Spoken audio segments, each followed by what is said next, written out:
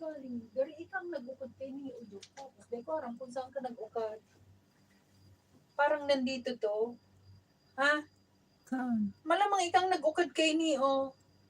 Nakita ko nga dyan sa, nakashoot sa akin. Hindi pwedeng nakashoot ka dito dahil nakatago to eh. Pag alig ko pa nakatago eh. Hindi ako kumuha dyan.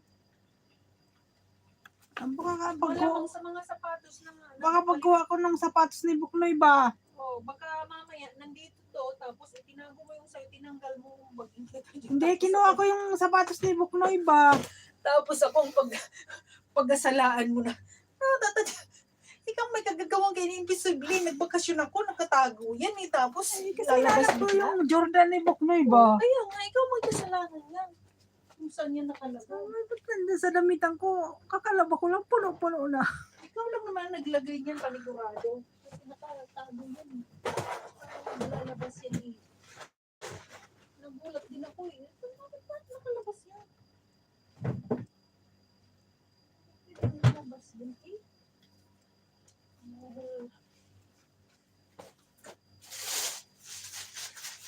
Since inilabas mo rin lang naman.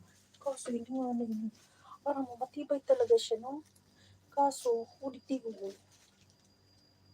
Hindi siya na ano.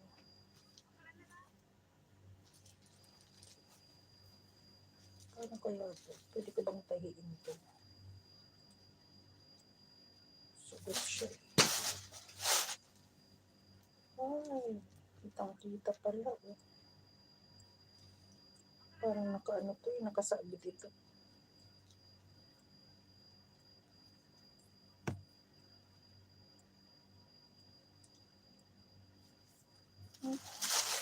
Pangharabas to. Pwede ka to pangharabas duman.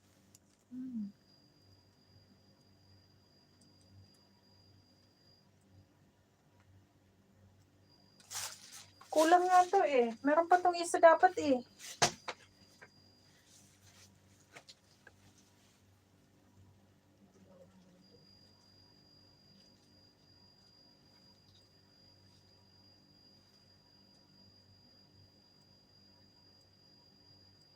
Ano ko yun? May...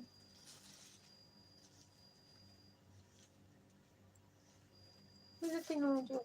Anong solusyon yun tayo umitong? O pangharabas na rin. Sa tuya, pwede pa itong pangharabas pag mauran. Na ano. Tingnan mo, hindi man lang.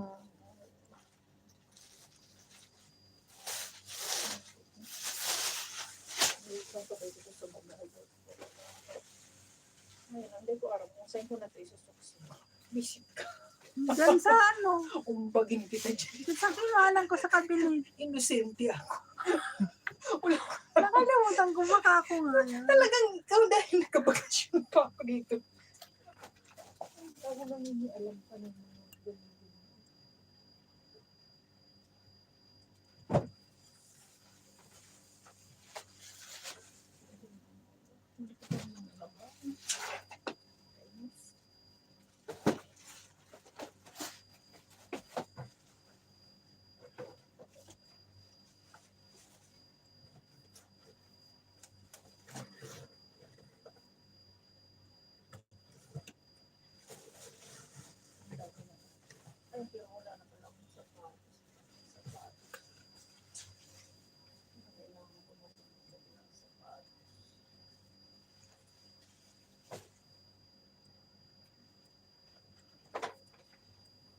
Mas nga kapag siya ng konti.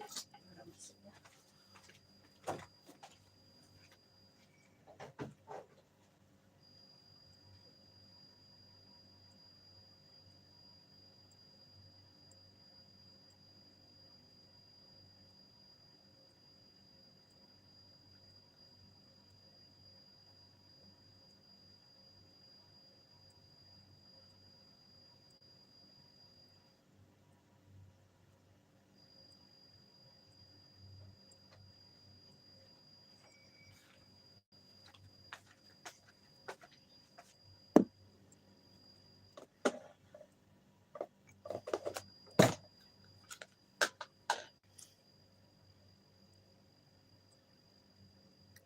Naka-plancha ako.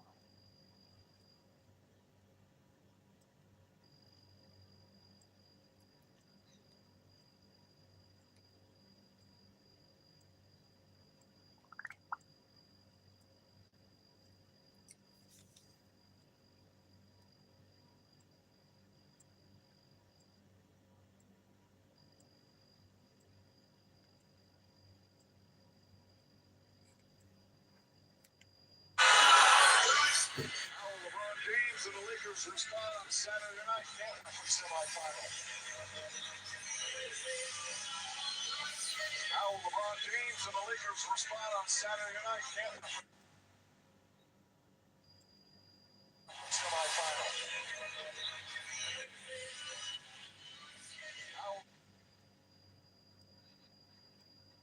Hey, turn it off. I can't see. Turn it off. Mom, put your husband to move. Just let him finish.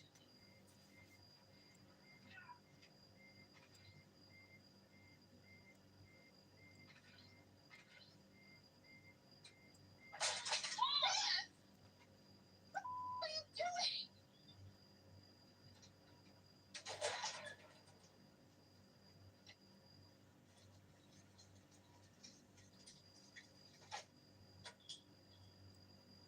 Love shout out, Tyron Lodi Vlogs. Thank you for coming.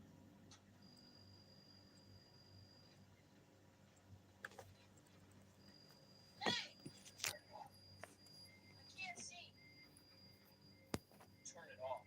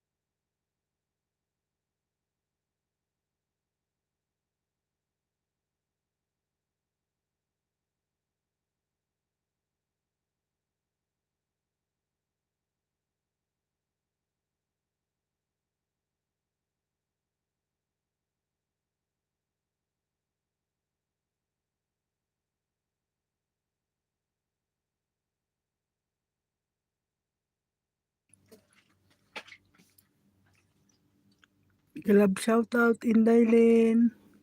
Ano yun? Thanks for coming. Ay,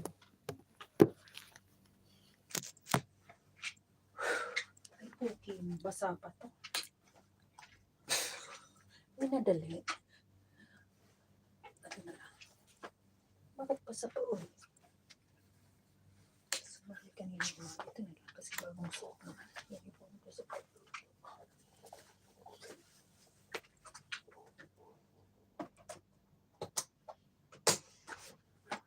Ano na natin dito para masaya.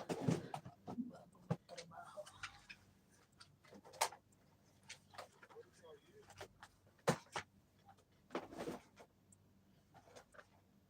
Aram mo, ikalig di yung ano. Hindi ko alam kung ano. Siguro yung lalagyan mo. Ano bang tawag yan? Bas, ano, logo. pinangasan ko na. Lingado. Oh. Munggo. Ayun. Yan po Kaya natira. lang. Grabing katakarang kami. Kaya, ano-ano na lang. Tabla-tabla. Pag ang katamaran yung mga dalawa to do, wala akong magawa. Pero kailangan kong mamaladya. Kahit pa paano, kailangan.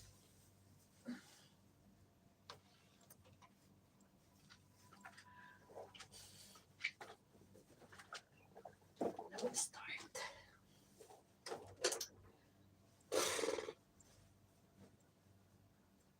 Parang wala na sa to yung nanonood ng ano ah. Anong tawag dito? Teleserya. Nanonood ka ba ng teleserya?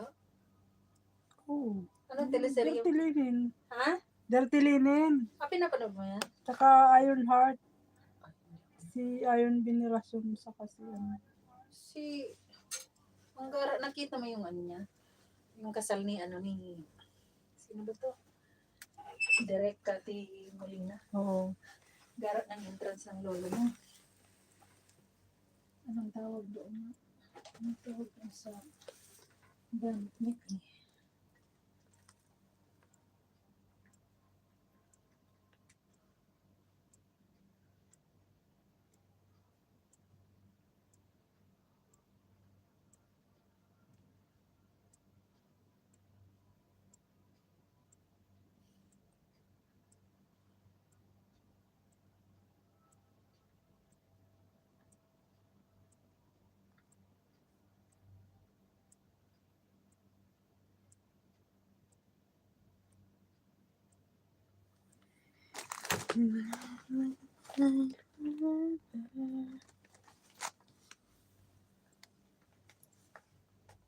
Ang mga ate kasi ngayon, pag hindi mo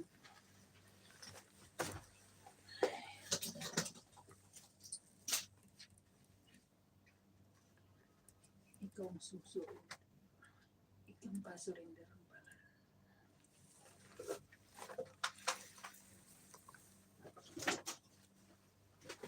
Yung totoo na si ano to.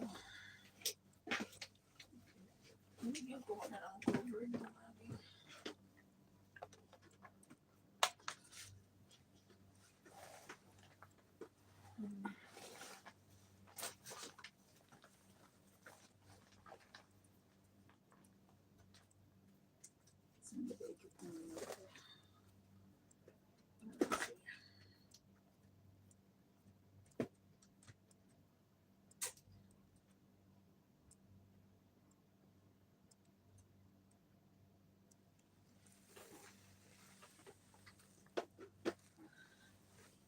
alam mo nung game 1, kailan mo yung game 1? Miyerkules. Di anong ganda din ang gadag-underso ano ko. Internet ko. Maapod na kung ako sa ano. Yung pala nagalaw ko yung grabe na miss ko yung game. Sabagay, talo naman.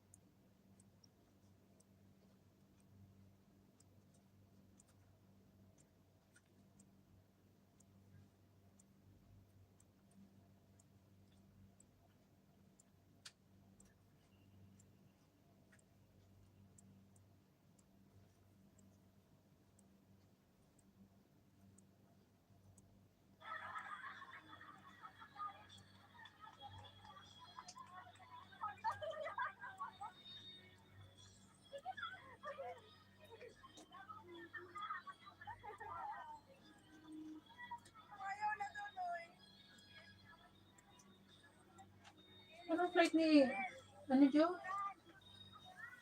17. Tapos anong fiesta sa inyo? 20 to 23. Ay, stay na siya sa mga.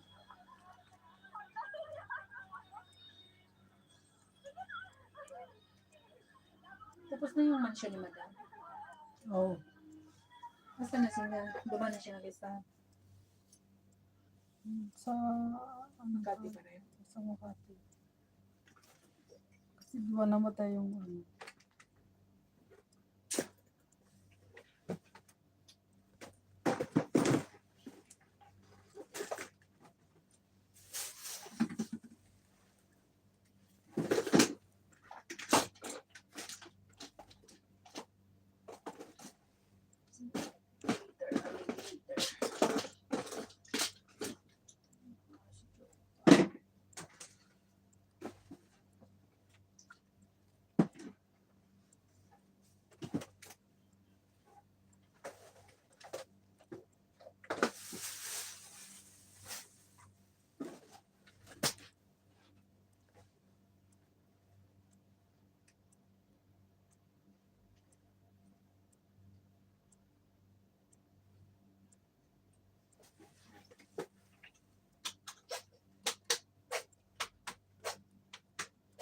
Magre-ring bearer nga ang buki.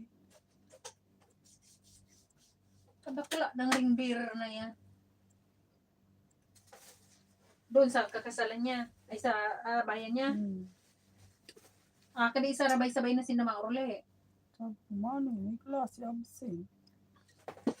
Ano ba ang ano ninda? Anong 22? 21. 20 daw ang kasal. Kailan fiesta? Same daw. 20 to 23. Ibig mong sabihin, hindi sa... Pero sa barangay nindo yung kasal. 20?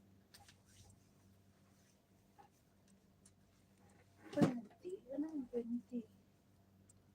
Sa 20. Sa kasi walang absentee mo. Bakit sa rong simana? Hindi ko pirang aldaw lang yung ano. Kung kaipuan siya matata. 20. O di 19. Uwi na 19. 20. Hindi, 19. Anong oras ang tanong? Anong oras ang ano? Ang kasal? Kung umaga, hindi pwede dyan ang 19. Dapat 18. Kasi anong oras maabot ko man eh. Ano yan? Tungkaw ka. Baka mamaya eh. Si Buki pa ang nagdala ng kamalasan sa kinasalta nagkaurulog. So, sa sobrang antok na tulog. 18, dapat.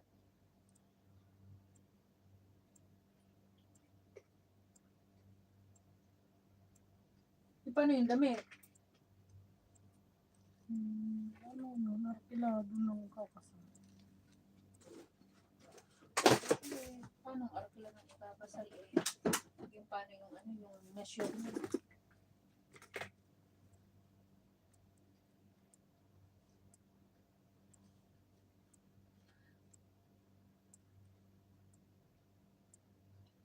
Puti, kung 19, day trip. Pero ganun din naman. Napapagod kasi si Bobin.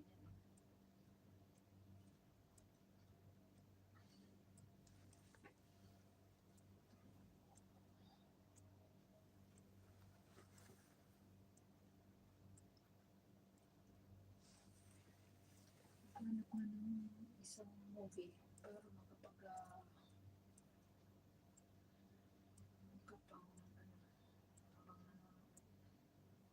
sige dito na lang mga sa mga commentos pertis nila sa game.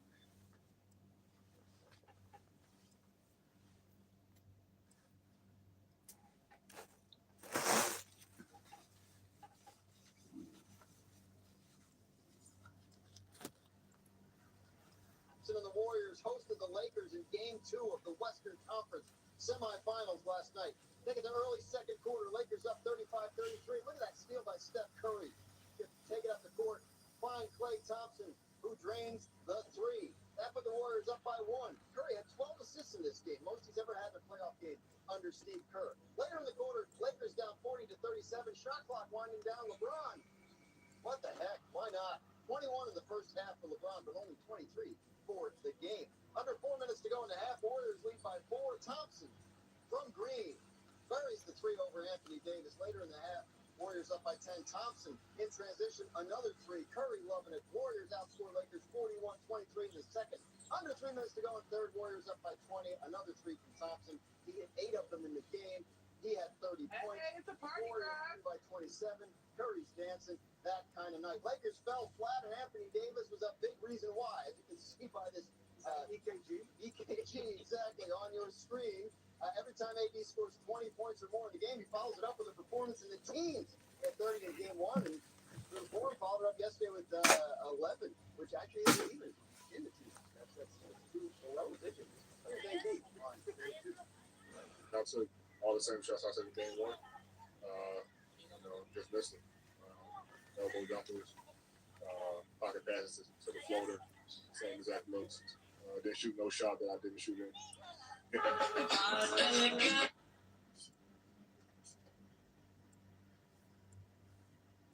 No shot that I didn't shoot in. Game 1, just missed it. That's all.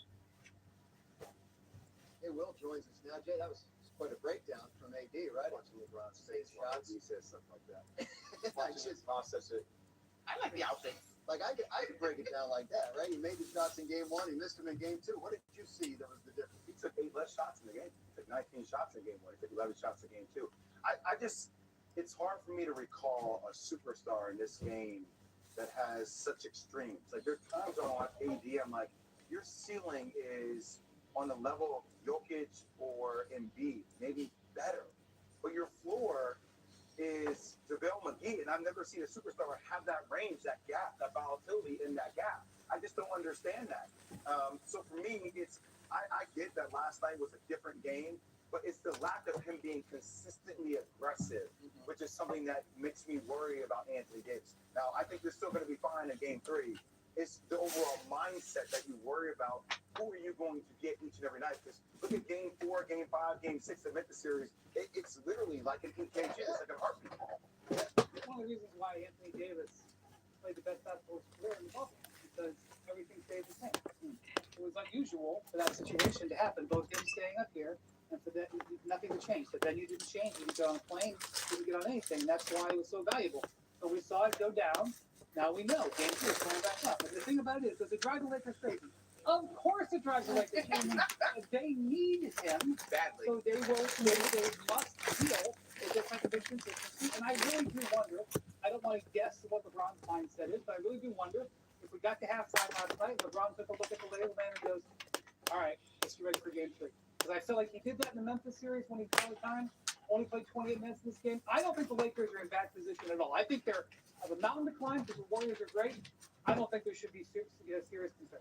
Are we? Yeah, sorry, Mike. There's no doubt that this is going to be a competitive series throughout. The one thing that I will say as I look at this series, and tell me if you buy what I'm selling here, Jay, if this thing goes 7, that's a problem for the Lakers. Like, if Anthony Davis is going to find his rhythm, it needs to be 2-2 or 1-2. You know, it can't be up and down. I don't think that they have 7 games to get this done. Because you go back to Golden State versus a Warriors squad that has been there, done that. Steph Curry shooting the ball, shooting lights out, or even just being signature Steph Curry. Like, you're going to have to find a way to break this pattern that we all acknowledge exists if you're going to get this done, in my mind. I was surprised that Darvin Ham didn't change up the scheme a little bit because they were blitzing every ball screen, and you had your best wing defender and kind of paint defender extended trying to blitz Steph Curry, which in first game, Game 1, they did a lot of coverage over the top. They were chasing over the top and funneling with Vanderbilt, Steph Curry into those trees down there. It's hard to do it when Steph's on the ball. Yeah, that it's was, hard. that was the adjustment. And I honestly think Game 4. Game 4. Whoever wins Game 4. Why 4 and not 3? Because I'm giving to the Lakers 3. Got it. Giving the Lakers 3. if they take, just like the Memphis series, Okay. they take a 3-1 lead, they got it. If it goes 2-2 with the Warriors getting home court back, I think they're going to have the advantage. Monday night, to me, is what I got circled. I'm not even going to really worry that much about Game 3. Right. Now, Game 3 is tomorrow night on ABC, and we really would appreciate it if you would watch it, no matter what. It's actually an important game. It could matter.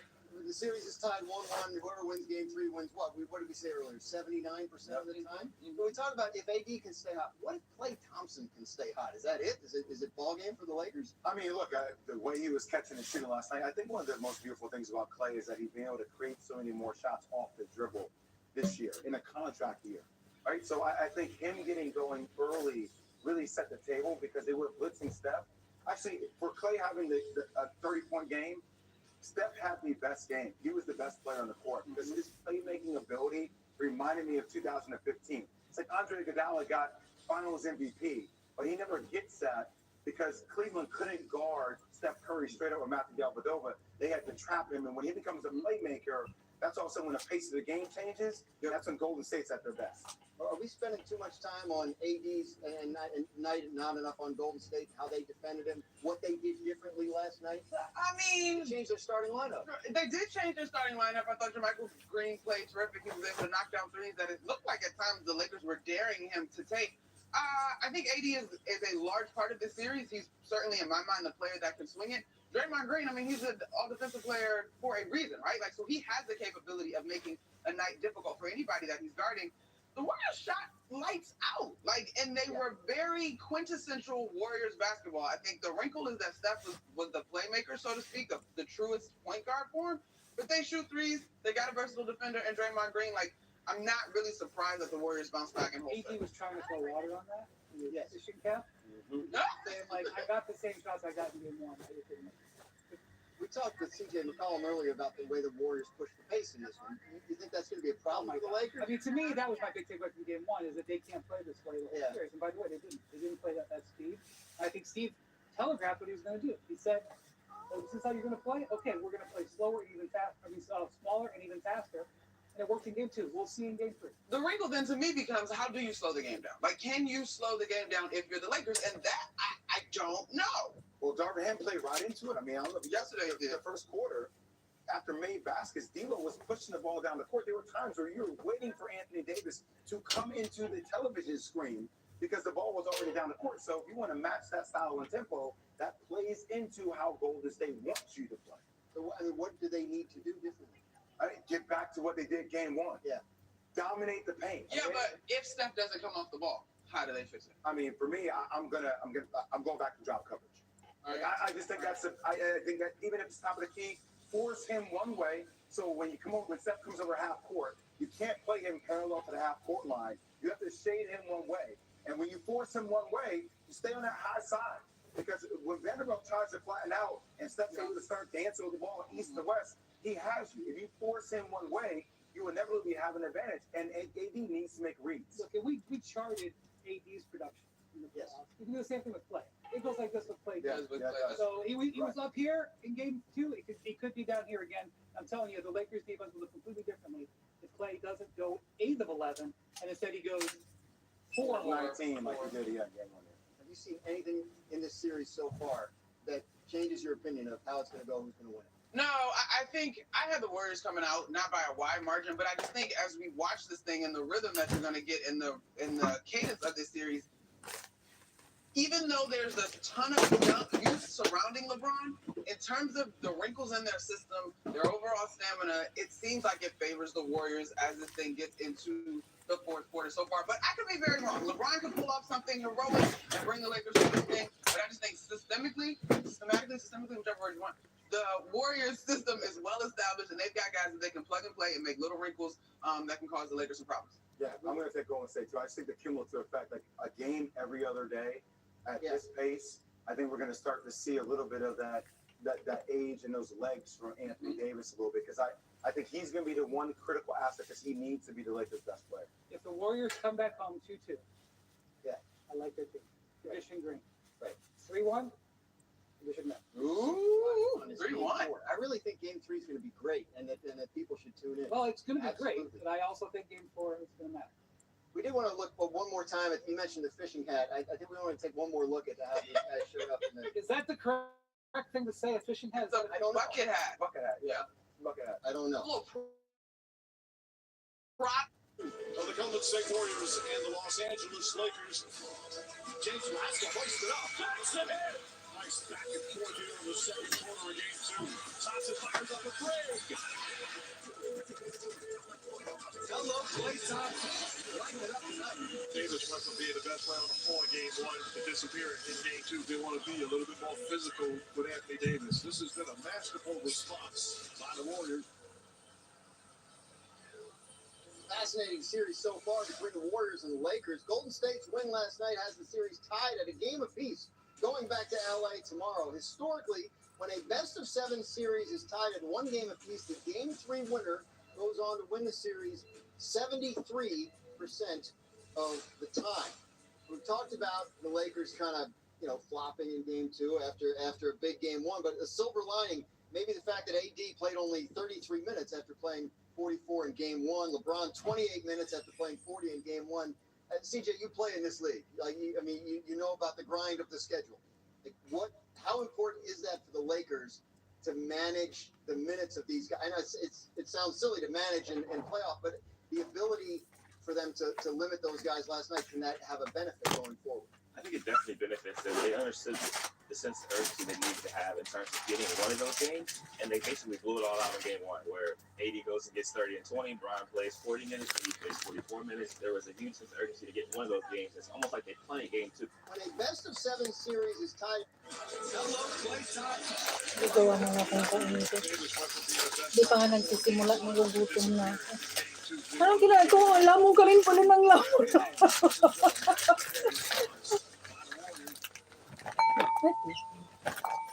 Fascinating series so far between the Warriors and the Lakers. Golden State's win last night has the series tied at a game apiece. Going back to LA tomorrow. Historically, when a best-of-7 series is tied at 1 game apiece, the game 3 winner goes on to win the series 73% of the time. We've talked about the Lakers kind of flopping in game 2 after a big game 1, but the silver lining, maybe the fact that AD played only 33 minutes after playing 44 in game 1, 28 minutes after playing 40 in game 1. CJ, you play in this league. You know about the grind of the schedule. How important is that for the Lakers to manage the minutes of these guys? I know it sounds silly to manage in playoffs, but the ability for them to limit those guys last night, can that have a benefit for them?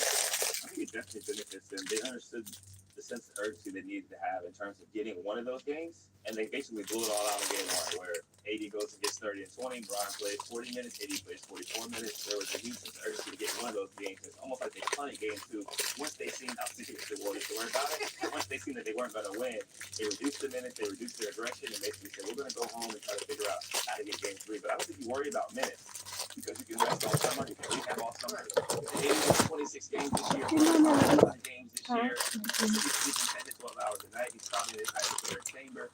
He'll be all right. He'll figure it out. Get your surgeries in the offseason, do what you got to do. But I think this is a sense of urgency because of the window for LeBron to win championships, for AD to continue to solidify his greatness. Matamis din. Kaya nga,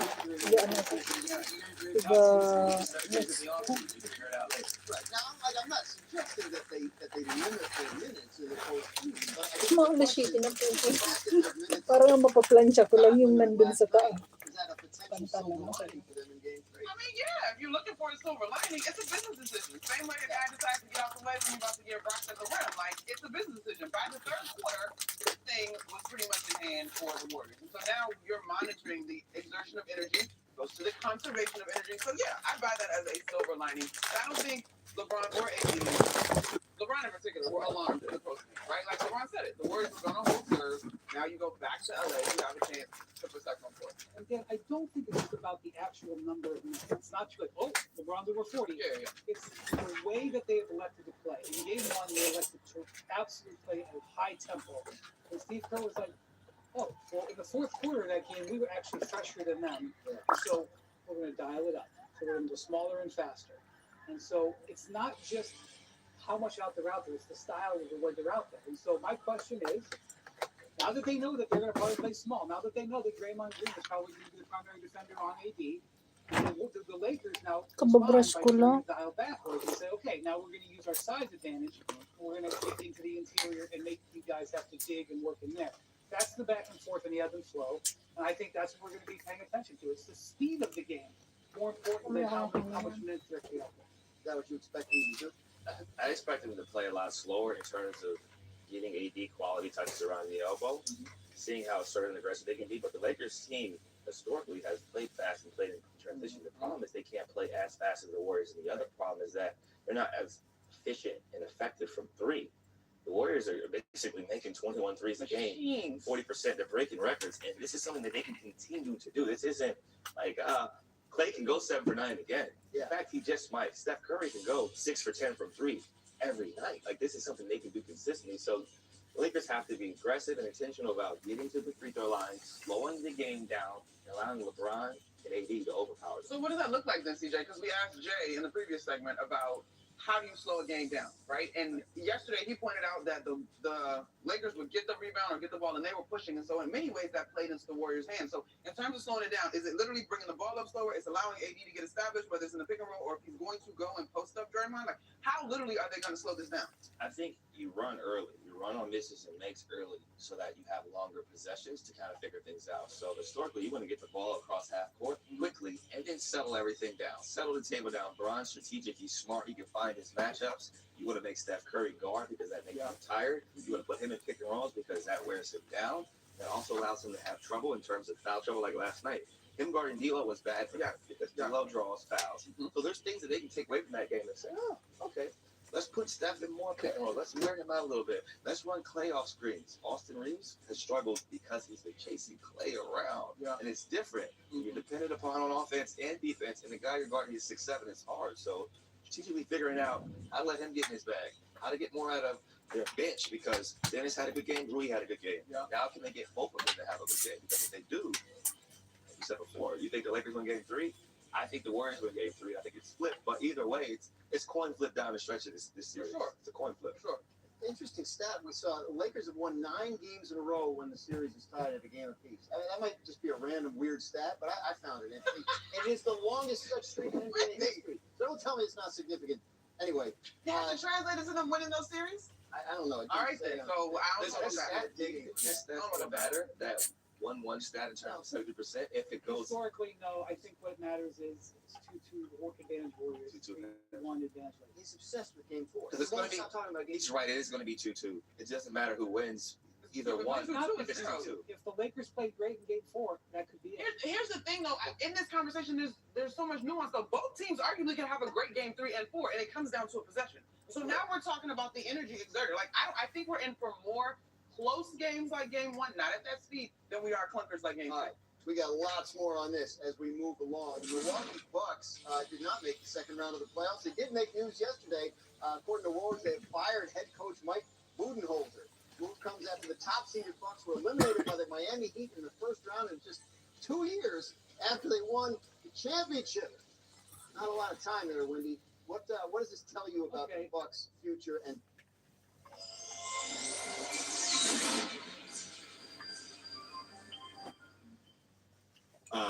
There has been talk with Steph, the legacy talk. I don't love all the legacy stuff, but it is interesting, and I'm not gonna give Steph a notch up to Mount Rushmore automatically because of Game 7, but position here, I think, to certainly establish himself as one of the 4 or 5 greatest all-time players if they do end up winning a championship. I hate doing this, but I love your perspective on things.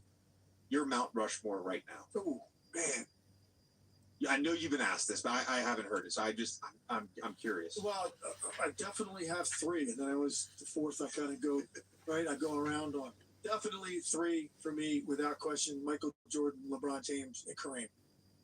I go with those 3. Then I think there's great debates to be had. Magic probably for me would be of those other guys. Kobe, I think Kobe's in that discussion. You can't say Kobe's not in the mix for one of those spots. Is it Wilt? Some people would put Wilt Chamberlain there. I struggle with that because it's harder for me, I'll be honest, with guys that I just never saw play. It's just harder for me. I can go look at all the stats I want to, but I can also go look at how many teams are in the league and what the competition look like and all that too. It's harder for me, but some people would put him there just based on the statistical dominance. There's such incredible separation with what he did. So I think he'd be in the mix. Is Curry approaching that? For me? Yeah. Yeah, for sure. Even without a championship this year. Can you ever recall a guy that was already a great player climb this many rungs in the ladder at this stage of his career based on last year and this year? No. I mean, honestly, because going into last season, most people, if the conversation came up ranking players, right? Curry, top 20 for sure. Some people might have said top 15. I don't think a lot of people were saying top 10 prior to last season. They win another championship. Post Durant, he has, maybe the most important game of his career in Game 4 in Boston, right? With dropping 43, down 2-1. So they get through that. And now here we are again. Now look, is it going to take him winning a championship to do that? Yeah, probably. He needs to maybe add one if we start to talk about Mount Rushmore category. There's a lot of work left to do. We might not even get through this series, so we got to see how that plays out. But my point is to go from, say, 20th to now a guy that we're talking about possibly being in the top 5.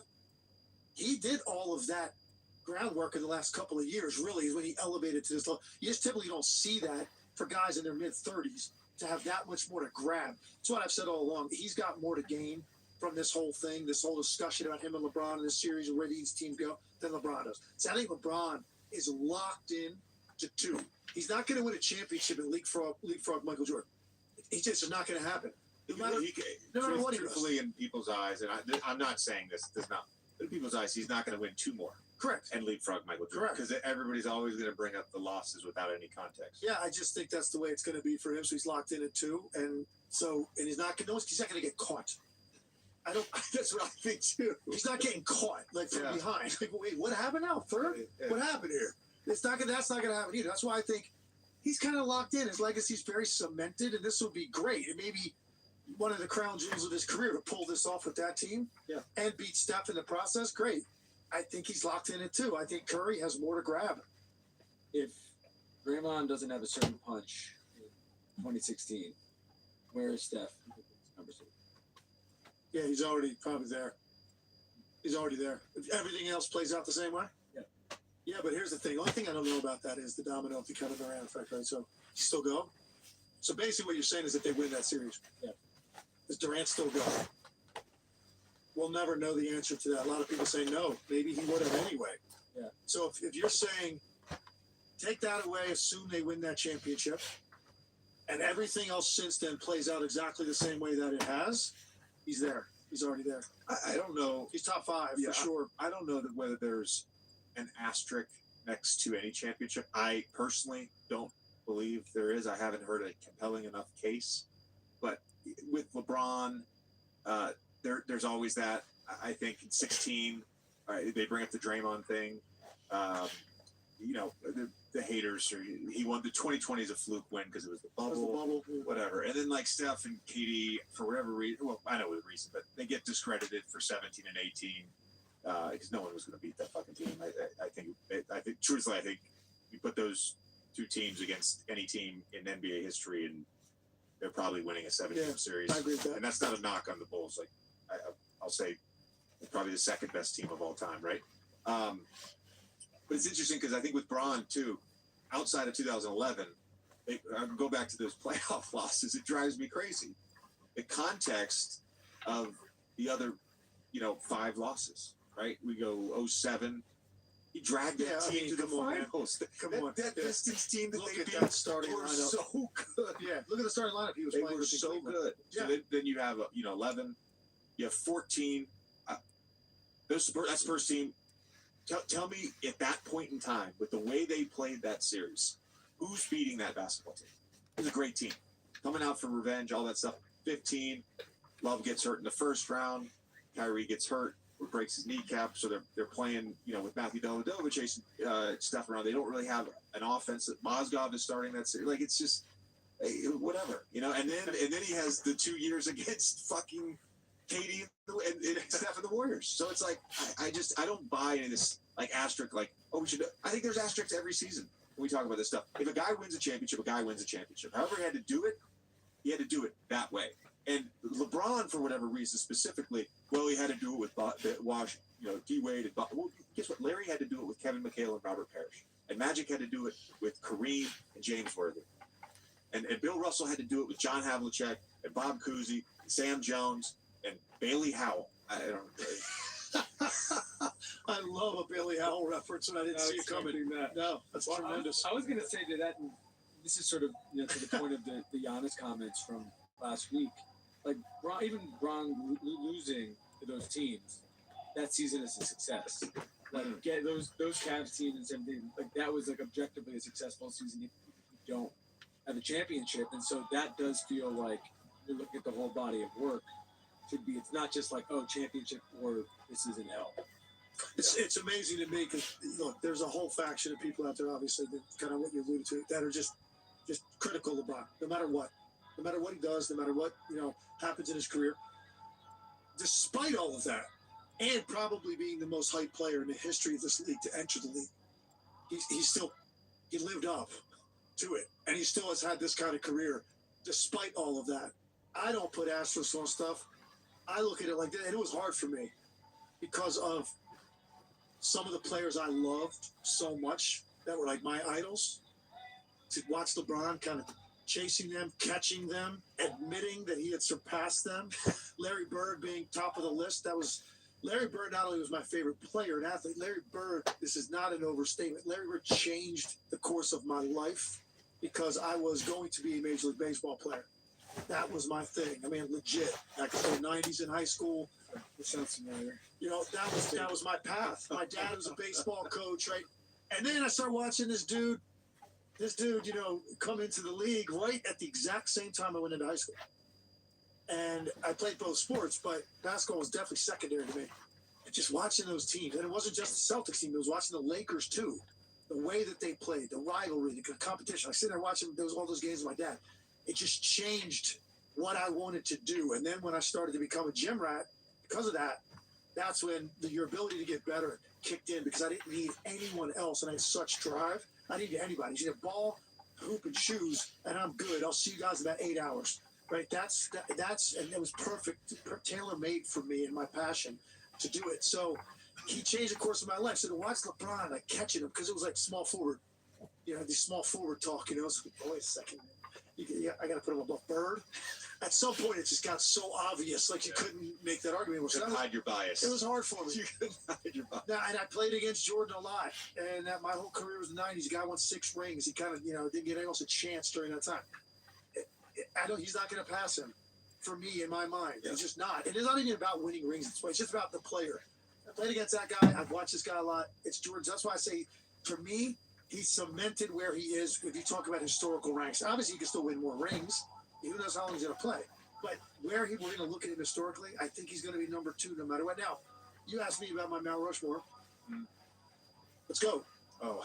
So you got 4 names. I have the same. How many do you get to like this without any hesitation? The 3.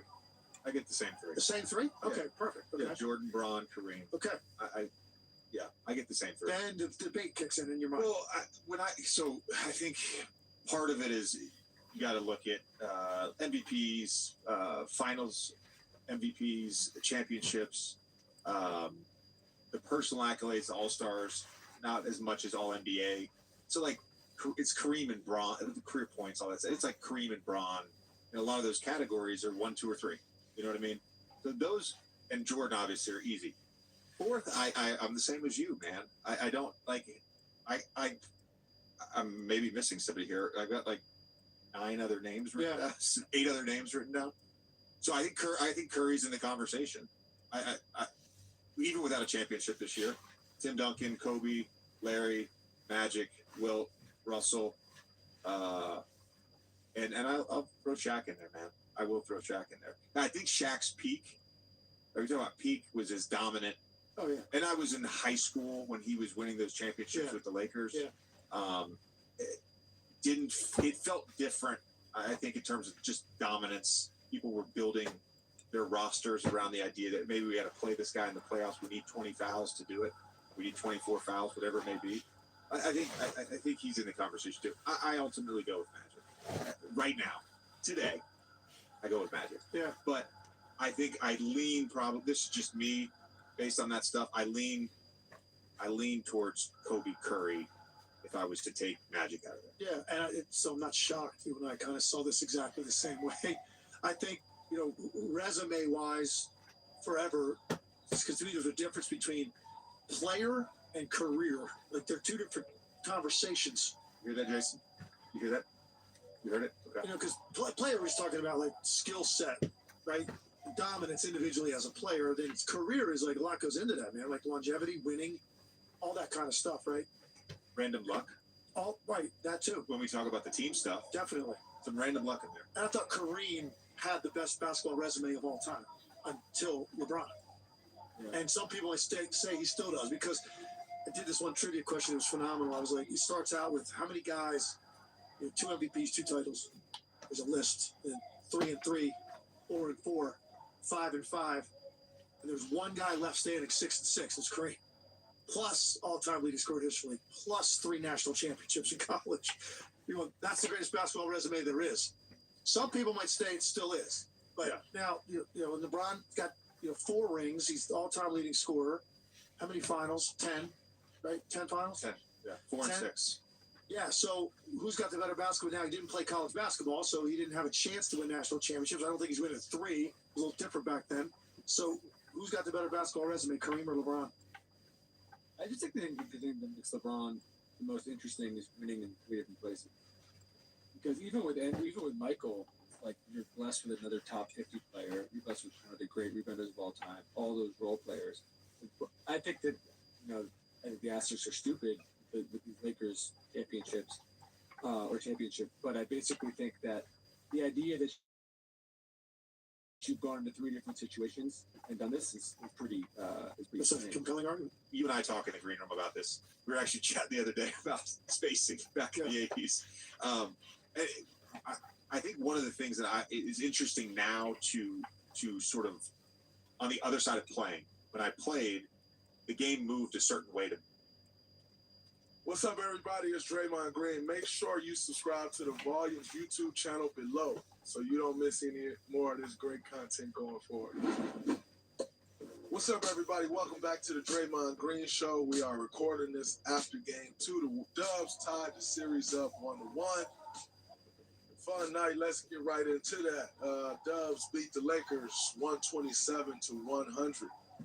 Killer Klay Thompson came out and had a big night, 30 points on 11 for 18 shooting, 8 for 11 from 3. Always, very rarely does Klay have a really big game and we lose. Steph as well. But those 2 guys, you see like guys like breaking like records and scoring records and stuff.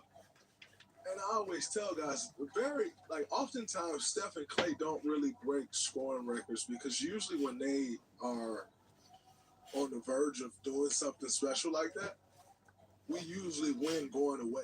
And so then they end up not playing again. And it's been like that for years. I'm not even talking about tonight. I'm just saying in years past, for instance, when Klay has 60 through 3 quarters, most people would then play that 4th quarter and get however many more points, right? Like, that's kind of been a thing as long as I've been here with those 2 guys.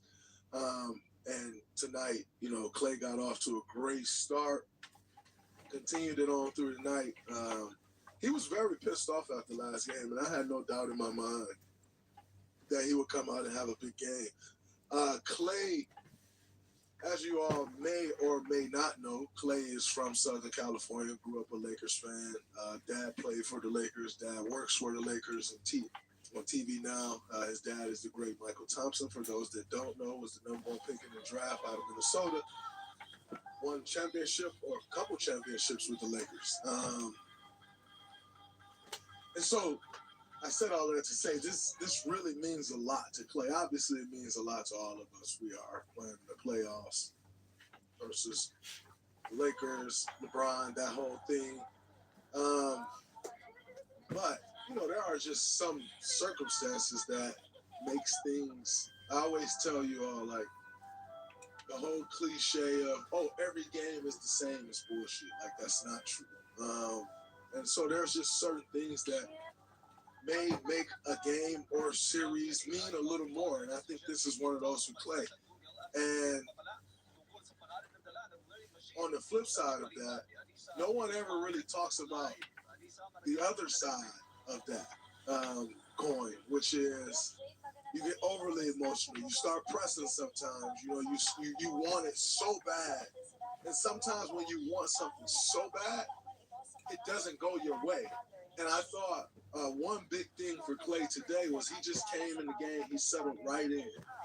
Settled right in the game. Was kind of at peace, and things flowed his way from the get-go. Didn't want it so much, although we know he wants it so much. And I thought that was a really big deal. He was super patient and got the shots that he wanted to get, and they went down, which was huge for us. Steph finished the game with 20 and 12 assists, which was his most assists in a playoff game since 2014. I blame me for that being his most assists in a playoff game since 2014. Nonetheless, I thought he was absolutely incredible. Only had 20 points. But I thought the way he controlled the tempo of the game, took care of the basketball, got us into everything we wanted to get into, was huge. The play right before the half, when I got the dunk, he almost like invited the trap. Like, he saw them coming to trap him, and it's like a second there where it looks like he's about to get off the ball, and he just holds it and like invited it almost and got me a dunk. But just, I'm more so speaking on that and just saying like how poised he was with everything. Like, super under control, knew exactly what he wanted to get to, and I thought it was absolutely incredible to watch Steph play the floor game that he played tonight. It was huge. Shout out to my man J. Michael Green. Had a huge game. 15 points. Got the start. Loon was a little under the weather today, so Loon only played maybe 12 minutes or something, which you go in the film, you walk in the gym, and you see Kevon Looney, like, whoa. Me and Steph looked at each other like, yo, whoa now, we need Loon. And so to find that out, literally, when we're at the gym preparing for the game, it throws a wrench into things. And, we had a conversation with Coach. Coach asked me and Steph, what do we think as far as who started? We both, like, yeah, J-Mike for sure. Like, J-Mike going to bring some toughness. He obviously can space the floor. He played in last game, so he kind of got the feel of the series already. J-Mike for sure. And J-Mike finished with 15 points and 2 assists in 13 minutes. Earlier in the year, February, when J-Mike was just getting back from injury, we spoke about J-Mike on the podcast. Very similar to tonight. I'll let you hear that.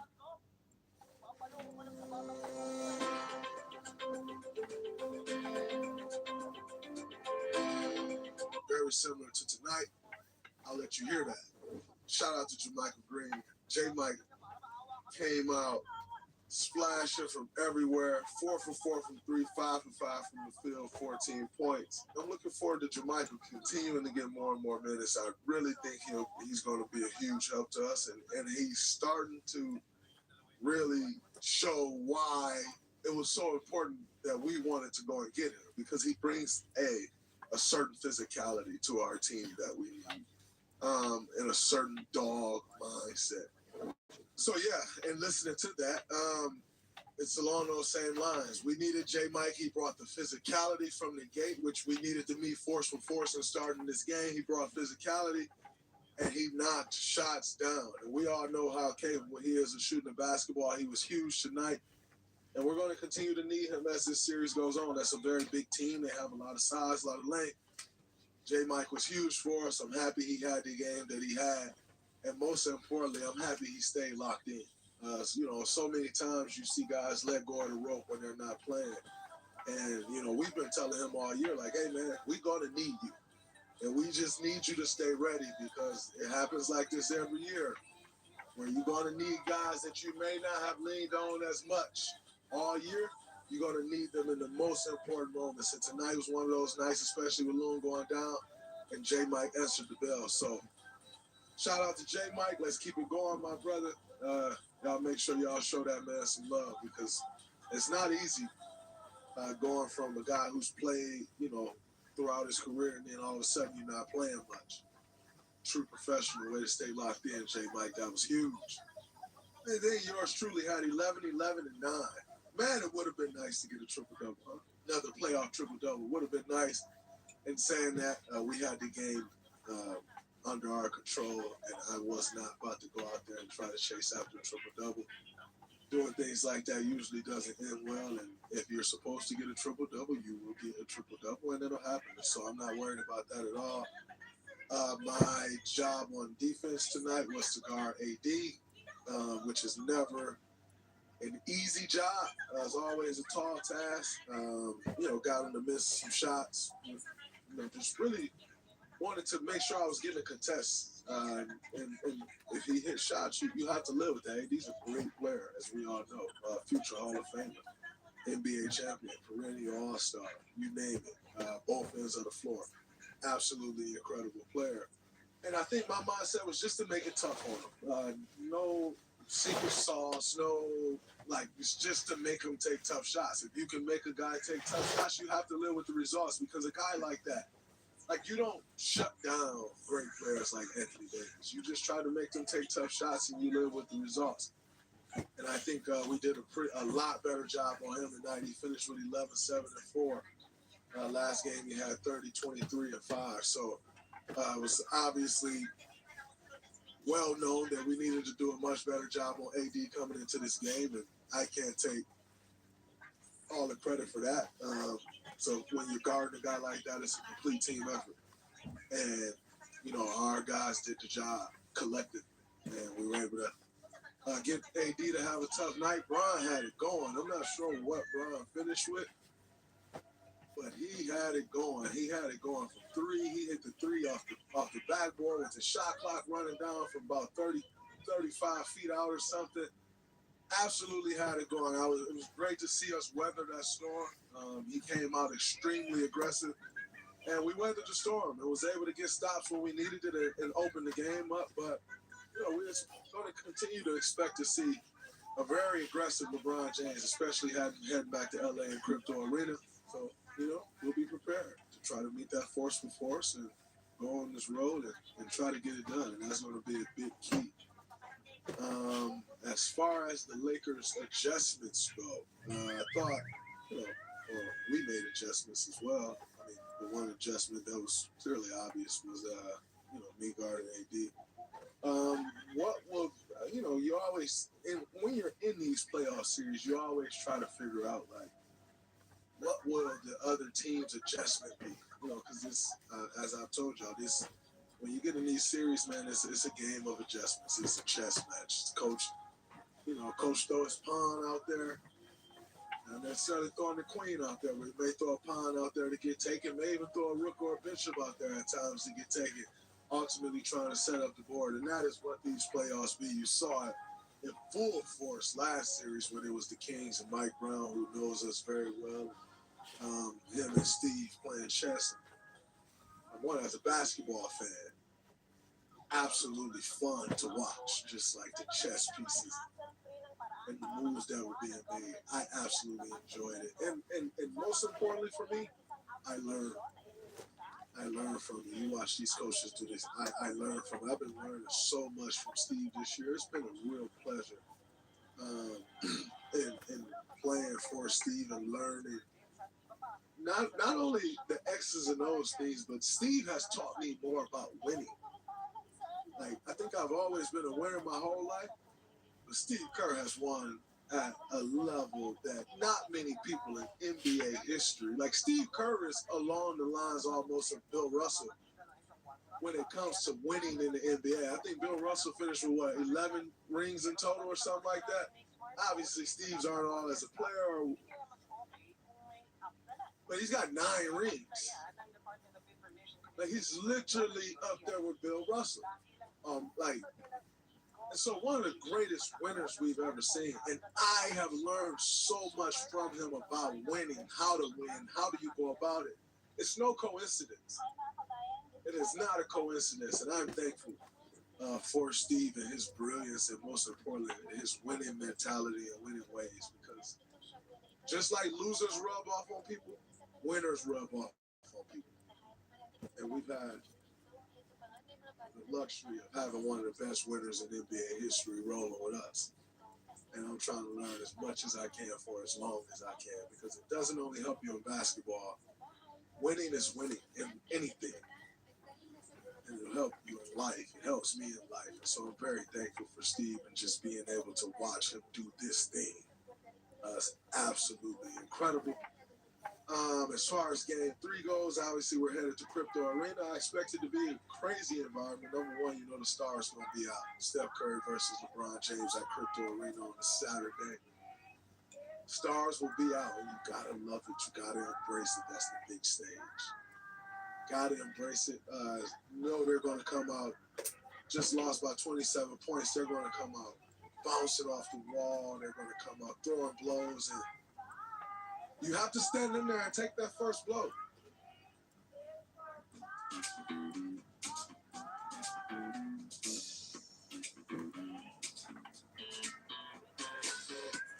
In there and take that first blow. And you may have to stand in there and take another one, but you more importantly, you got to make sure you're responding and not getting out of character. And I think that'll be big for us as we head down to Crypto in Los Angeles and try to take care of business. The goal is always you have to go get one. Be that we lost on court advantage, but I'm not get greedy and try to get 2. But let's start with 1 first. Let's start with 1 on Saturday. Looking forward to that game. Expecting an extremely physical Lakers team ready to go back in front of their home fans. So looking forward to that.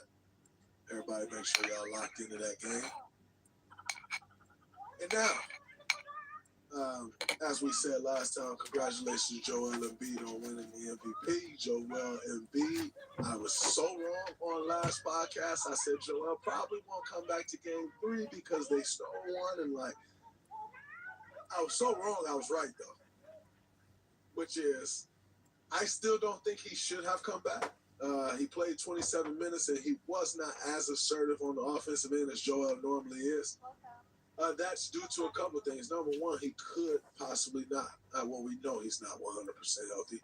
But also, you come back, your team just won, and you kind of feel like you don't want to get in the way of that. Another thing, the emotions of winning the MVP. It's tough. And another reason why I would have kept Joel out of the lineup if I was the Philadelphia 76ers is because now Joel's going to go home and he's going to be handed the MVP trophy right before the game.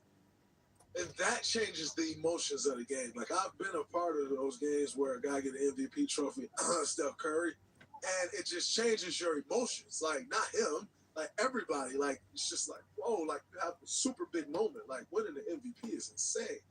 And you have like this super big moment, and then you're like, oh, we got to go play a basketball game now. It's not easy. It's very hard. It's very, very, very hard. And so now they'll be faced with that. But another reason I didn't think they would have or should have brought Joel back in game 2 is just because, like, you did your job, you won one. That's 3 or 4 more days of rest that he could have, and then coming back home. Yes, you do have the crazy emotions with winning MVP, but now, you know, with a guy that's coming off the injury, he may need that extra boost of emotions. You know what I'm saying? Like, and so, you know, to kind of get him over the hump. And saying all of that, I expect Joel Embiid to have a super dominant game 3. But give credit to the Celtics, man. They responded. I knew they would respond that way. They're a team that's gunning to get a championship, and they were locked in. Jason Tatum has 7 points, and they won by 30. Jaylen Brown came out getting it done. Malcolm Brogdon's been getting it done. Got to give a lot of credit to Malcolm Brogdon, but everybody stepped up. And like I said, Marcus Smart, everybody stepped up, and that was to be expected.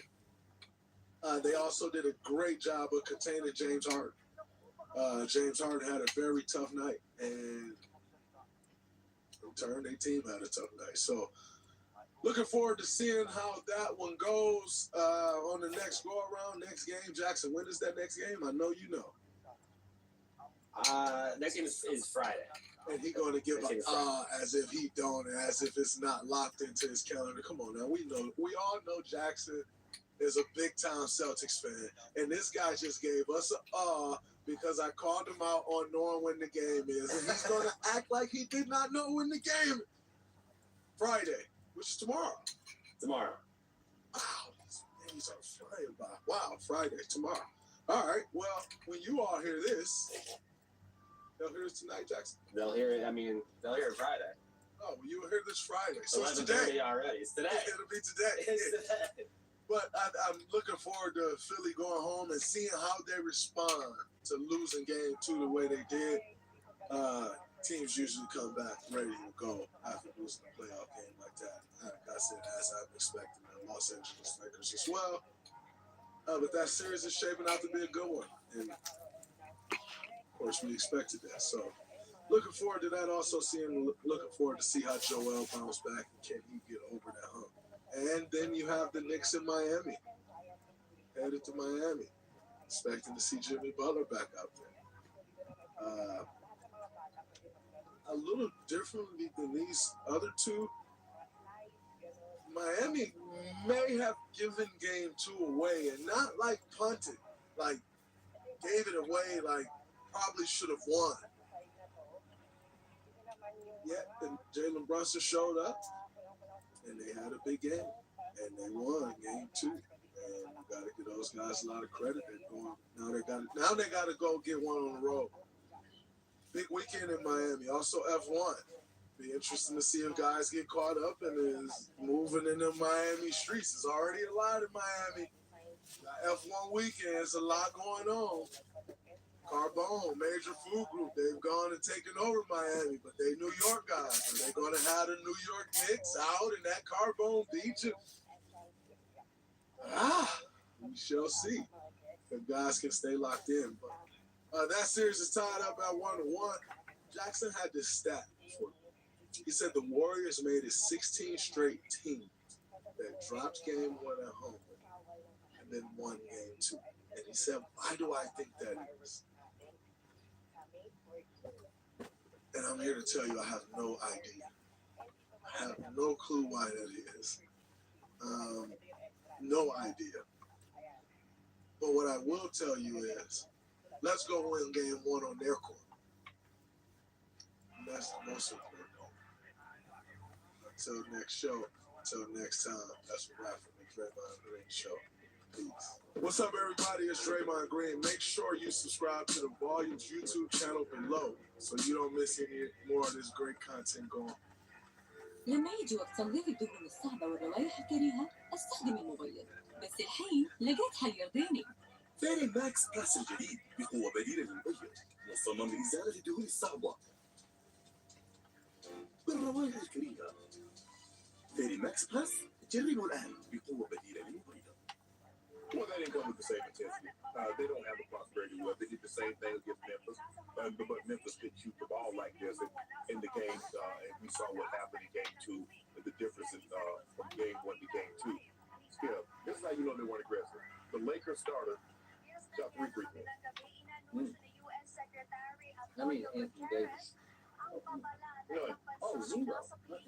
Hold on. No, he made it. Oh, that was big. No, you know about LeBron. That made LeBron shoot. None. Austin Reeves, none. D'Lo, none. Jared Vanderbilt, Vando was 1 or 2. So the starters shot 3 free throws. Skip, that small lineup. You took Kevon Looney out, who gave you 23. Inserted Jermichael Green, 23 rebounds, and they crushed the Lakers on the glass. Crushed. By 15. Skip, we can say they made shots, but the Lakers didn't play with the same intensity. AD tried to, he's calling for the ball 20 feet from the basket. Yeah. Get Draymond down on the block and turn around and go over the top of him. But you tried to bang him. Draymond too crafty. He's going to let you bang him twice and then he's going to punch the ball out. Yeah. That's what he does. But, you know, hey, I don't want to take all the credit away from the Warriors because they shot the ball extremely well, Skip. You know, I thought they could make 21 threes again. No way. They decreased the volume. Yeah. They went from 53 to 42, but kept the same number of makes. That's 50%. They shot 50%. You're going to lose. Yeah. You're just going to lose. Well, Skip, if you let them shoot 50% from the floor, Yeah. 50% from the three, the thing was surprising is that they were only 10 or 60, they were only 62% from the free throw line. A team that shoots that well from the three with people guarding them didn't shoot that well from the free throw line with no one guarding. But this was a whitewash. They didn't play any defense. Skip, in the second and third quarter alone, the Lakers gave up 84 points. Now, you tell me who you're going to be if you give up 84 points in 2 quarters. And in all their previous playoff quarters, they hadn't given up 40 once, including the play-in, right? And all of a sudden, they go back-to-back 40-pluses. And they gave up 48 for the second half of game one. And they gave up 41 and 43 in game two. So they got crushed on the glass. They didn't come out with the same intensity. And now you get the Skip. It's not so much that, you know, the Warriors going to bounce back. But you've given them life. You've given them more life than they deserve. Skip, if they won the game by 2 or 3 points, I don't know if they feel as good as they're feeling right now. It's the way they feel and the demolition job that they did on you. They took you apart. Kevon Looney played 12 minutes. He had 8 rebounds. Anthony Davis played 33 minutes. He had 7 rebounds. Hey, what I'm supposed to do with that, Skip? I mean, all that is minus 20, minus 10, minus 27, minus 22, minus 22, minus 19, plus minus. Well, Rui came to play. So, Rui, But he always comes. he came to play, right? And LeBron came to play for a little while. Yeah. And then, but they saw nobody else. Like, hey, man, let this go in. I thought Darvingham did a good thing. Go ahead and take LeBron out. Hey, y'all not coming back. Ain't nobody want to play defense. Ain't nobody guard nobody. We just gonna let Clay and those guys do a shoot around and just shoot up threes. So get them up out of there. But this was embarrassing. This was embarrassing. This was shameful for a team that has been the best team in the West since the trade deadline. A team that was up 14 with 6 minutes left in game one and looked like the superior team to the home team, Golden State. Shannon Sharp. This was a golden opportunity at Golden State to just seize them by the throat and put them in a hole out of which I don't think they could climb out of. I agree. This is at tip-off, just moments before. News breaking. Kevon Looney is ill. He's got some sickness that's going to restrict him to 20-ish minutes. And to your point, as you just read, he made it 12. I don't know if he had stomach flu or whatever. But Steve Kerr said, I couldn't start him because if you tell me he can only play 20, it's hard to let somebody play 6 or 8 and then sit him for a long time because you think, well, I got the rest of this game and how am I going to dole it out? Right. So he said, I'll pick my spots and bring him off the bench. Well, it just didn't really matter what he did except you just made the case. He had one more rebound in 12 minutes than Anthony Davis had in 33 minutes. He had 3, Kevon Looney did, offensive rebounds, and AD got 1 offensive rebound. Okay, so Mr. Sharp, help me out here. This game is begging to be won and taken over by 2 people, both Anthony Davis and LeBron James. Yes. And I'll start with AD because the bulk of the blame obviously is going to fall on his shoulders because he indicts himself every other game by playing as big as he played in game 1. And we sit back and say, hey, that's about as good as there is in this league. That's unstoppable. Remember the segment we did yesterday? I think we did. Yes. Okay, and we ride the roller coaster because it almost seems like every other game.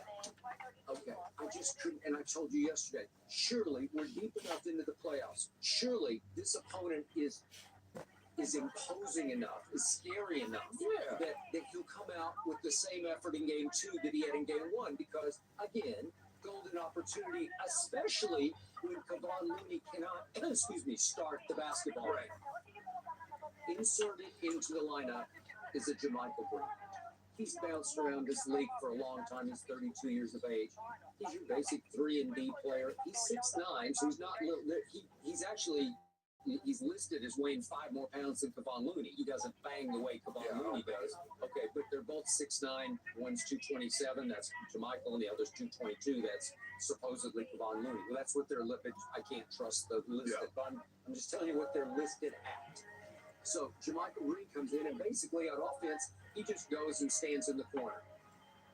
I'm over here. You're gonna leave me open, and he, to his credit, he made 3 out of 6 3-point shots, and it hurt them in various stages of the game. Chandler,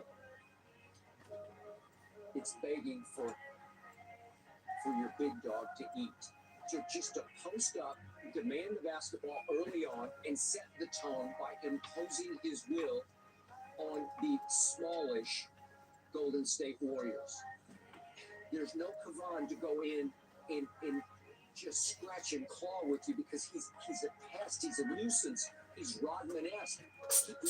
He had 23 rounds in game 1. So did he. Right.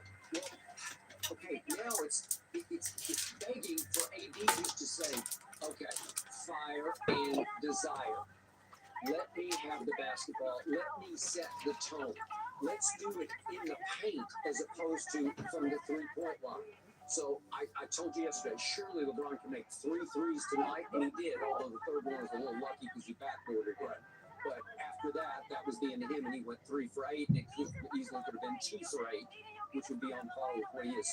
So to the point, they beat them in game 1 from 2-point and from the free throw line. Those are where they had the huge advantages. It was plus 20 from the free throw line and plus 30 from the 2-point range, okay? So that's how you offset their big gap of 21 to 6 threes, which was a 45-point gap. But you do the math, you win by 5 exactly, which the final score was, because you beat them from 2 and you beat them from the free throw line. You beat them from 2 because Anthony just said, give me the ball, and I'm going to do this. I'm going to dunk on you, and I'm going to put some back. I'm going to get some offensive boards. I saw none of the above. I saw tentative. I saw passive. I saw drifting. It's like, what are you doing? Because it's not. It's hard to advantages. It was plus 20, and he did. Although the third one was a little lucky because he backboarded it. But after that was the end of him, and he went 3 for 8, and it easily could have been 2 for 8, which would be on par with what he is. So to the point, they beat them in game 1 from 2-point and from the free throw line. Those are where they had the huge advantages. It was plus 20 from the free throw line and plus 30 from the 2-point range, okay? So that's how you offset their big gap of 21 to 6 threes, which was a 45-point gap. But you do the math, you win by 5 exactly, which the final score was, because you beat them from 2 and you beat them from the free throw line. You beat them from 2 because Anthony just said, give me the ball, and I'm going to do this. I'm going to dunk on you, and I'm going to put some back. I'm going to get some offensive boards. I saw none of the above. I saw tentative. I saw passive. I saw drifting. It's like, what are you doing? Because it's not.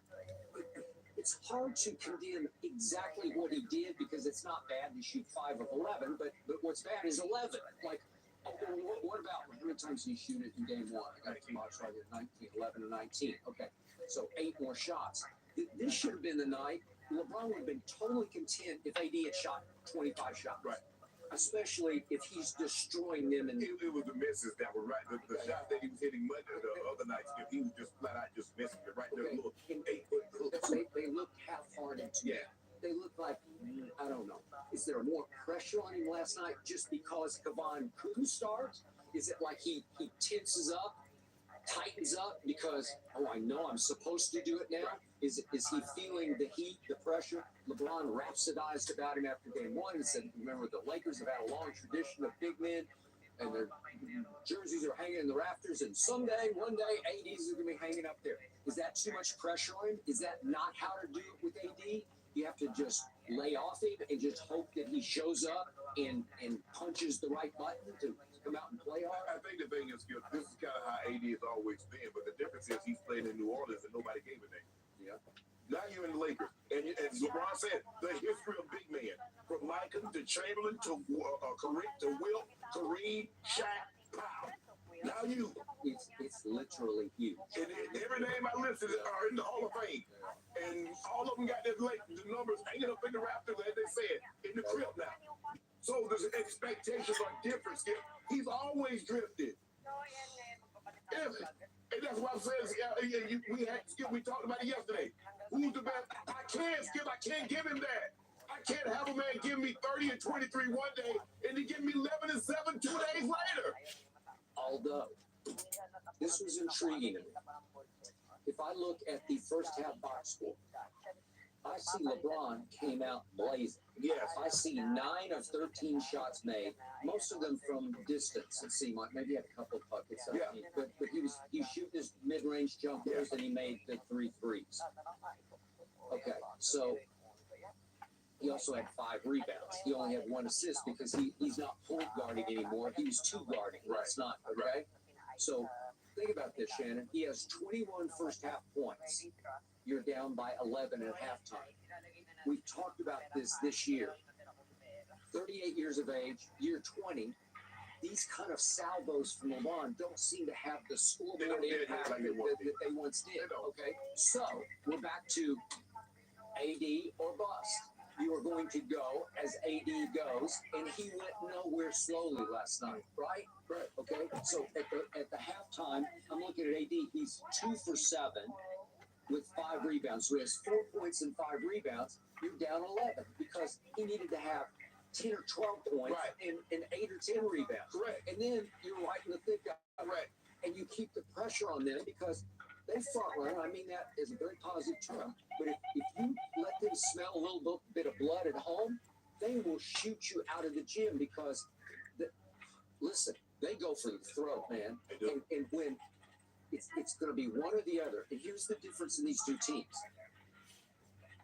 LeBron and AD can kind of take turns, but again, if it's LeBron's turn, it doesn't seem to have the kind of impact that you need to have to win the big game.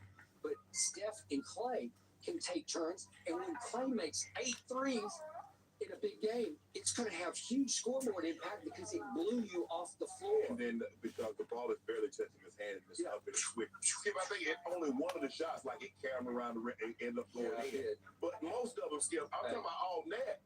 And then when you get Steph doing that, then he. Skip, I mean, he's shooting the ball and turning sideways. I mean, what Steph? Yes. Yeah, he was so heavily guarded. They doubled him much of the night. I think he's doubled 10 different shot possessions. Yes. And Shannon. Now, when he decides I am going to shoot this, they contest hard. So now the threes that he makes are the variety of what they are. No follow through. He just flicks it without following through and falls down. Right. He's trying to get the foul call because there's a lot of people around. A lot of contests going on, and he only made 3 threes, so that didn't kill you. But what killed you are 8, and then 3 more from JaMychal. Right. Yeah, but Steph he only shot 5, so the 3 or 5. But Skip, I think also what made AD some more tentative is that he got in foul trouble early. He did. So now he's not challenging anything. Guys are going to the rim, laying the ball up because he doesn't want to pick up that 3rd foul because he picked the 2nd foul so early in the ball game. So now he started out tentative. Yeah. Now he's even more tentative because he's in foul trouble. All right. Okay. I've been hard occasionally on the show on Draymond Green. I want to give him his props because I thought he was crucial to the outcome last night, the outcome that was a blowout. And I really liked what he had to say after the game. If we could see and hear him say this, please. Okay, so it fell on his shoulders often to guard AD. Right. Now, they had help because they were collapsing in, saying, you guys can't come in here. But Draymond winds up with 11 points, 11 rebounds, and 9 assists, and took AD face-to-face much of the time. He was playing his tail off while your guy was drifting. And that was the essence of the first half of the game. One guy wanted to play and came out with extreme fire and desire. And AD, as I call him, always disappointing, did not show up. Yeah, you can tell Drew Ball was aggressive. Skip, he had 10 shots. Drew Ball don't get up 10 shots. Hey, he perfectly fine. Get his little 4 or 5 shots, and he good with that. But he was right. He was aggressive on both ends of the court. He can play his tail off. He understands. And Skip, a lot of times he's looking to pass the ball. He's like, nah, I'm going. He went to the rack. He did. So he wasn't hesitant. He wasn't saying, well, let me look for Steph for one of these cutters for a 3-pointer. He's like, nah, y'all not gonna stop the ball? Yeah. I just go lay it up. Okay. Skip, it was, it got to the point, Skip, I ain't gonna do my Skip. I turned it off. Okay. I don't blame you. I didn't turn it off, but I was thinking. You already knew what was gonna happen. What if something goes haywire? Like what? Oh, some big technical foul or some There controversy. you go, a clip of that. Skip, they gave up 41 and I'm like, man, they about to give up 50 in the third. They did. Okay, let's look at AD's shots because he said I had the very same shot.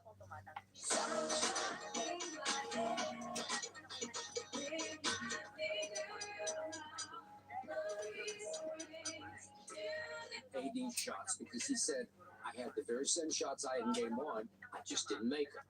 Well, he didn't make them because it didn't look like he even wanted to make them. Like he shot them without any conviction, without authority, without I'm gonna make this. There's no post up. There's no give me the damn ball and get out of my way. Right. Okay. So let's see his missed shots if we could, please. There we go. Pretty easy shot. Draymond's on. Skip that from like a foot short. Okay. And that's a little long. And he's not following his shots, and that's a little fall away from the free throw line. And there's another one that's wide right, and there's another one that's wide left. And that's a little bit of a prayer. Okay. And then let me show you his 4 turnovers because they're just unplugged turnovers. Steph Curry delivered last night, dropping 20 points with 12 assists in a 127-100 Warriors win. This comes after a 27-point performance in Game 1 and that unforgettable 50-piece he dropped in Game 7 versus the Knicks. Look who's here. CJ McCollum. So good to see you. All right, I'm going to start with you. Hey, Big Perk, we still got you? Yeah, I ain't going nowhere. Okay, cool. Pinky, you're back too? Okay, cool. CJ, you've gone against Steph many times. Tell me this. Which Steph should the Lakers fear more? Pass first Steph or shoot first Steph? I think you fear shoot first Steph more, mainly because of how efficient and effective he can be. He proved that in Game 7 of the Sacramento Kings series, going for 50. That was the most aggressive we've seen him in a long time, scoring off the bounce, scoring in isolation, scoring in pick and roll. I think you can live with him passing. It's just a matter of who he's passing to. The last game he was passing to Klay Thompson, who was extremely hot. He goes 8 for 11 from 3, scores 30. The Warriors have an insane record. I think they're like 76-15 when Klay Thompson scores over 30 points, and that's including playoffs, regular season. See right here, stepping, using a decoy, set the screen for Klay. Klay gets open. Steph's ability to not only draw crowds and kind of serve as a gravity, if you will, for their team, but his ability to score is something that is well known. But when he's passing to Klay, he's passing to Dre, he's passing to J. Michael Green, who was implemented in the starting lineup. I think that's when he becomes most effective because he's using everything he has to offer in his game. But I would say that the shooting is what scares you most. And you live with J. Michael Green, you live with a lot of those other guys who are very capable of doing it, but they're not capable of doing it for the entire series. Thank you, CJ. Thank you. I wish I had you on here a couple more segments ago because I was just arguing about that. But it scares me when Steph Curry has the ball in his hand and he's being offensively aggressive looking for his shot. But the 12 assist Steph Curry, that's the Steph that I would rather take if I'm on the opposite team. I would rather him dishing it out to others like Draymond Green to make those guys be scorers and things to that nature because I believe I have a better shot at winning the ball game when Steph Curry takes only 12 shots in the ball game. So I'm going with the fear of Steph Curry shoot, and I'm living with him pass. Steph Curry is the greatest shooter that God ever created. Plain and simple. The fact of the matter is that when that brother has the ball in his hands, he's got a shoot first mentality. I don't know if there's anything in the league that can Simple and plain. Shoot first, Steph Curry, all day, every day. Is that quick enough for you?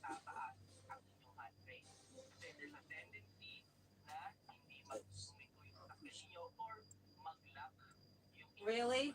Is that really what we're gonna do right now? You're killing me. I don't. Is this a petulant child moment because we're tired? Because you got called out, and now we're not gonna fill the segment. There's no petulance whatsoever. I don't have any problem with KP calling me out because he's absolutely right. And I'm not gonna lie, you don't hear me say this often. It's very rare that I've been as exhausted on television as I am this week. Okay. You relax, because you know what? You relax, because you do work very, very hard. Because I got these two here. CJ and Perk got me covered.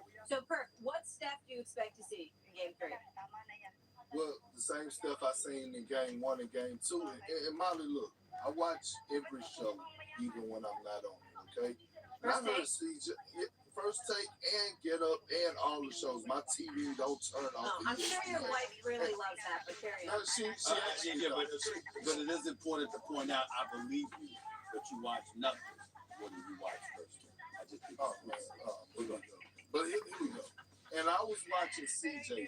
Can I request? Can I be Stephen A for a second? Yeah, of course. Can you put CJ on the split screen with me? Yeah, you should. He's got a great suit on. There you go. And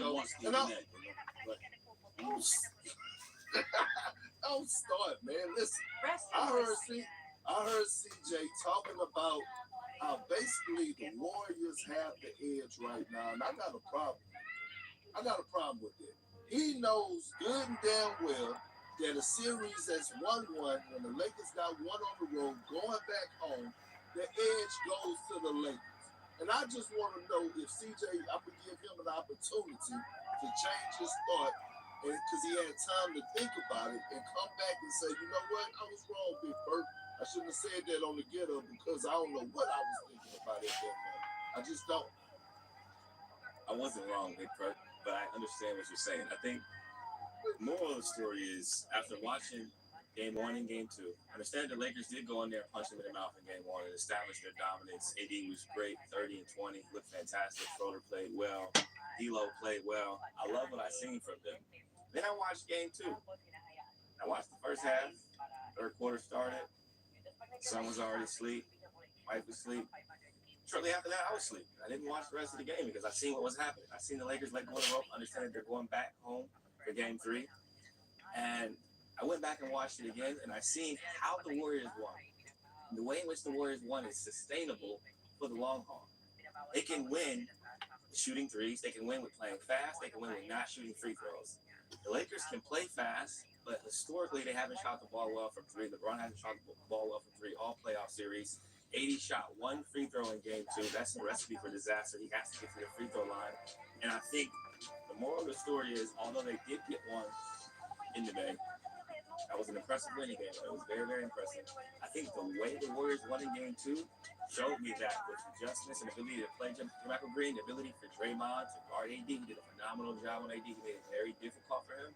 I think they can sustain the way they played last night and translate that into more victories. And I think the Warriors are going to win the series. That's just my personal opinion. Well, Stephen, you tired, right? You tired, right? So sit over there and relax for a second.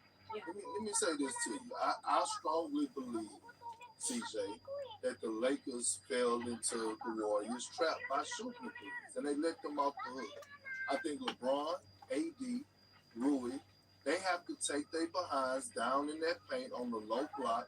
I want to see more post-ups from LeBron James. Who's more riding on them this series? Is it Embiid or Tatum? I think, believe it or not, it's just Jason Tatum. And the reason why I feel that way about Jason Tatum is because Embiid has an injury that he's playing with, and we always take that into consideration. His health being a factor, there are, to some degree, there's just certain things that you're not going to hold against him, because obviously these are not bogus injuries. He's been injured throughout his career. His first 2 years in the league, he didn't play a game. His third year, I don't think he played about 51 games or so, missed about 31 games. This is what he's had to go through this. Welcome everybody back into Nerd Sesh. As always, I'm Carson Brever, and alongside me is Logan Camden. Andy.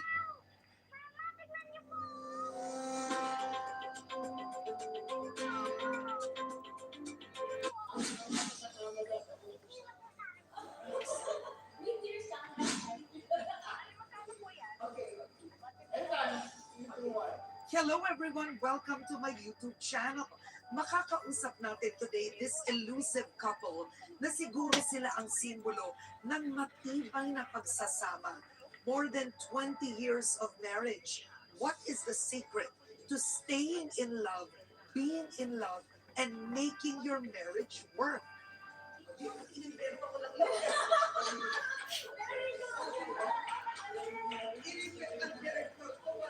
Aga and Charlene, guys, 22 years and going strong. What is the secret of Aga and Charlene?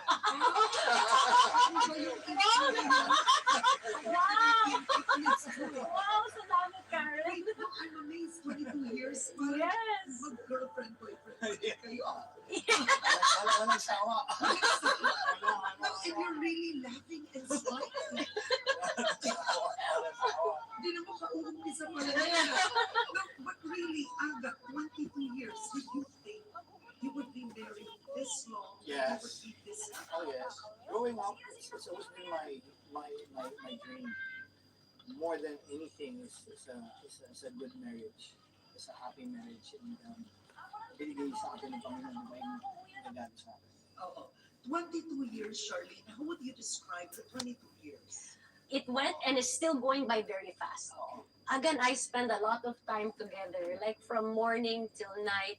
Hindi kami nauubusan ng mga kwento, things to talk about, things to dream about, aspire. From morning till night yan. So, we genuinely enjoy each other's company. Yeah. Totoo yun. No, but going... 22 years of of madaming kape. It's just Kasi coffee. explain why kape. Kasi in the morning, pagkagising. Pagkagising namin, first thing in the morning, talaga pagpasa mata mo, I look forward to waking up and knowing, check andyan. Gising na yung asawa ko. You up? Sabihin niya, yes. Good morning. Yun na yan. Tapos ano, coffee na. Yung coffee namin na yan, kung wala kami gagawin, that can go on. Not just coffee, that kwentuhan can go on until 12, noon time, until afternoon, and then mamaya, nasa kwarto na kami. Early dinner, and then kwentuhan na naman kami.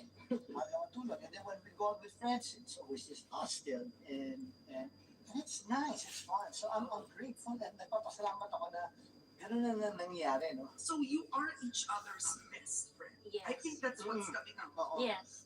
I think in the beginning, again, I have always been good friends. Maganda yung relationship namin. We really got along. But we both had the same vision or dream of making the family whole. Kasi pareho kami galing sa broken family. Parang something we dreamt and desired to have was a complete family. And going back to Agnes, how do you know? There was something in him 20 plus years ago.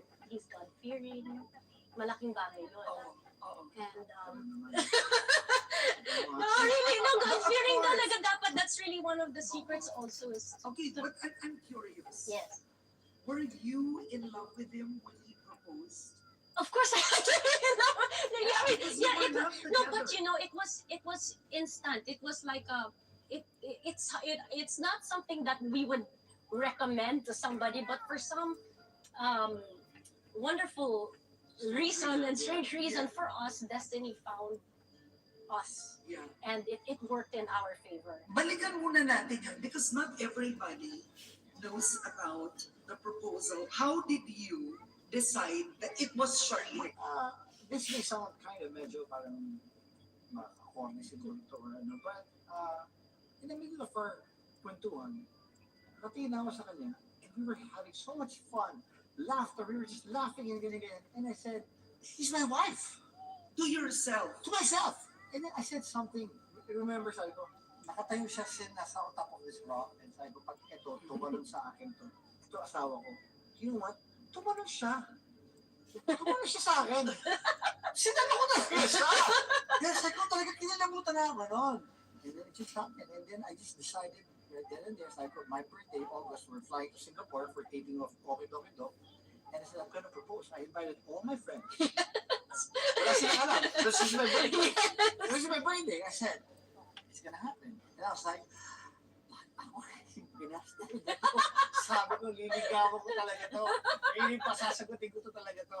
And And I just thought that question. I said, I have something to ask you. And I said, will you marry me? And I was looking at her.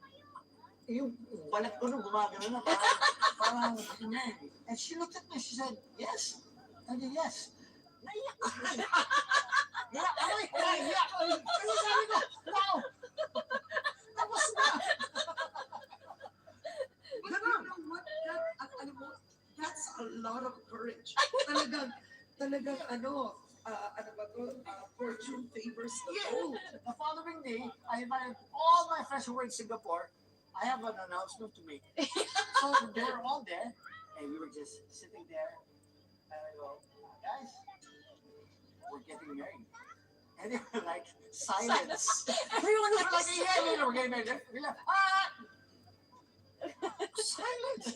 Silence. Where did that come from? Exactly. Yeah, because we were not dating. Yes. We were not dating. But what made you say yes? Yun ang tanong. You know, What made you say yes? you know, it's strange, but totoo pala yung when the moment is there and you know it's right, you have confidence with your yes. It's easy. And after I said it, I told myself, wow, I'm getting married. I'm getting married. He's gonna be my husband. And it was with a free heart. It was given, it felt so right. And totoo pala yun. You think about how It's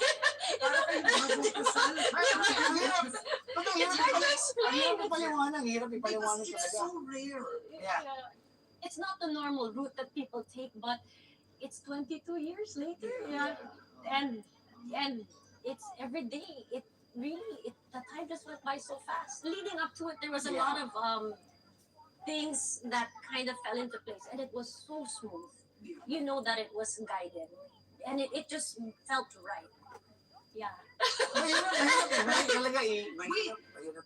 did you even kiss? No. No. You never. I had to make sure because I had to make sure. I'll be very honest. I had to make sure. Like, this is love, not lust. You know. But you didn't propose without even kissing Shirley.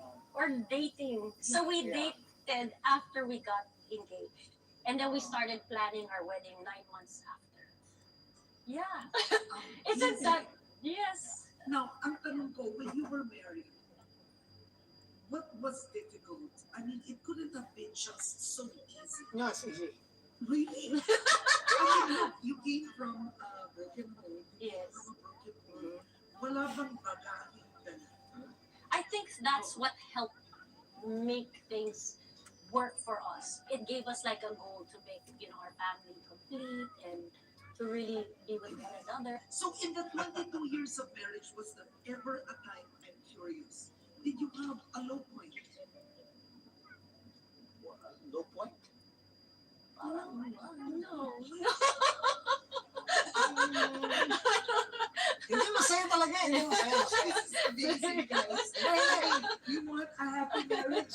Yes. Ang low point lang is ako parati madami akong drama sa buhay. Marami akong mga ganyan para bang if there's something you want to acquire, buy, and you can't afford it, that's low point. It's like, usually parang meron kang gusto mag-invest dito, gusto mo gano'n, hindi ko kaya, parang, well, and then you learn to live with what you can afford and what you can have, and then you realize it's not all about richness and all these, because at the end of the day, what matters sa akin is I come home and masaya ako pag nasa bahay. Hello, Leia.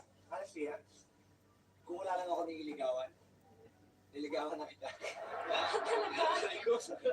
Shirley, did you ever go through a phase of I have to give up my own career, my own dreams to be Agamemnon's wife? Did you go through that?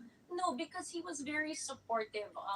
I was still very active also at the time. He hasn't stopped me. Actually, he's quite encouraging as well. Akala lang ng tao binabuhan. Hindi, my wife is available to work. Ang gusto yung trabaho. Wag lang, hindi lang pwede full-time. Wag lang, Kasi hinahanap-hanap ako. I read you don't like it that she isn't by your side. Pag mawawala siya ng matagal, parang Pinaawat ko na yan. Although when we did get married, he said, you can't do movies anymore. Because siya na lang gagawa ng pelikula. Bakit Yeah. mo sinabi yun? Kasi hindi naman talaga siya gumagawa ng pelikula. Hindi naman talaga siya, ganun. Iwan mo na sa akin yun, na wala gagawa niya. And ayaw mo rin nag-isip-sip kasi. Maintindihan ko naman yun. Ba't yung una ayoko yun? Yung una ayoko yun. Pero now, lalo nga, mas ayaw ko yun. Selfish eh, di ba? Pero pagka-premiere na itong mga pelikula ko, pinapanood nyo lahat ng movie na doon. Kaya hindi nyo lahat hinahalikan ko. Okay ka nagsiselos? No, because this is, I mean, it's different. I think it helps that we are both in the same industry, so we know how it works, what happens behind the scenes. I don't know. Selfish yan. Hindi mo lang perfect. Sorry po. Session na lang. You can take it, but you can't. Yeah, because I married him as an actor. I married him for him. I fell in love with him for who he is, so I don't want to change But that. you know what makes you so attractive? You're so secure. Very. Don't you think? Yeah, very. Is that the one that attracts you? Selosa ba? Ako. Ikaw. Mas. Pero wala naman ako sabi sa losa. Wala sa losa talaga. If we're in the house, we have to be together. You know what I mean? Like in the morning when he wakes up, he'll always reach out and look for me to see if I'm there. Then me, are you here? Good morning. Pag wala na yan, tatayo na ako. Sa baba na yan. Or pag nauna ako, are you up? Sabi niya, not yet. So I'm up already. So I'll go down, have my coffee. And then when I hear the door ng room bubukas, that smile. May ngiti na sa mga, para ito na yung partner ko. Pababa na yan, good, marinig ko na yan. Kwentuhan na kami. That's every day. That's our, kahit na yung gano'n din. Yan na yun. You know, we think it exists only in the movies. You know, guys. We're not trying to, but it's just like that. Up just to see her smiling. Masaya ako na. Pag narinig ko na yung asawa ko, because she's all power, light and positive and all that, you know. So even when madaming minsan times that I can isip, and then you see her, and then you're okay. Uncle ako talaga. Uncle ako talaga. But he always, he never fails to tell you how he feels, how appreciative he is, and he really assures you talaga. So, and you know, men aren't exactly very articulate with their feelings. Yes. And you married one who is very articulate. Very articulate. In a good way. In a good way. You know what I mean? So that also gives you security as a woman because he's very articulate with his feelings. Not over naman, but just right.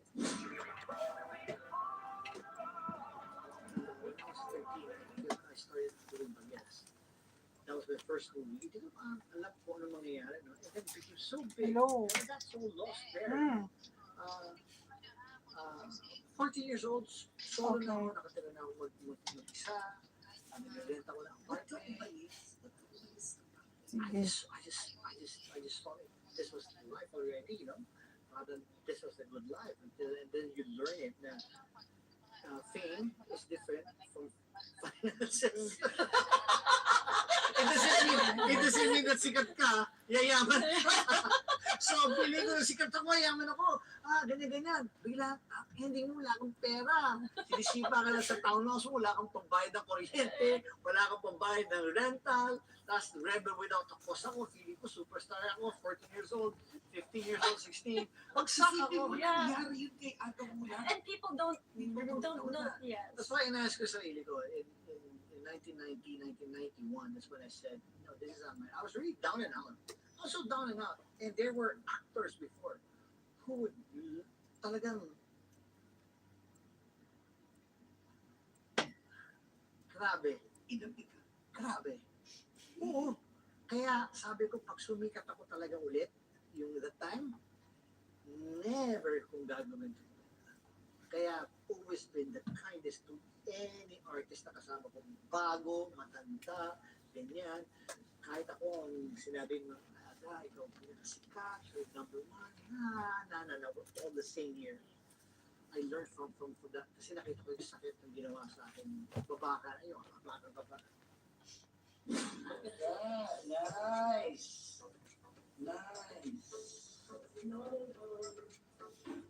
Yes.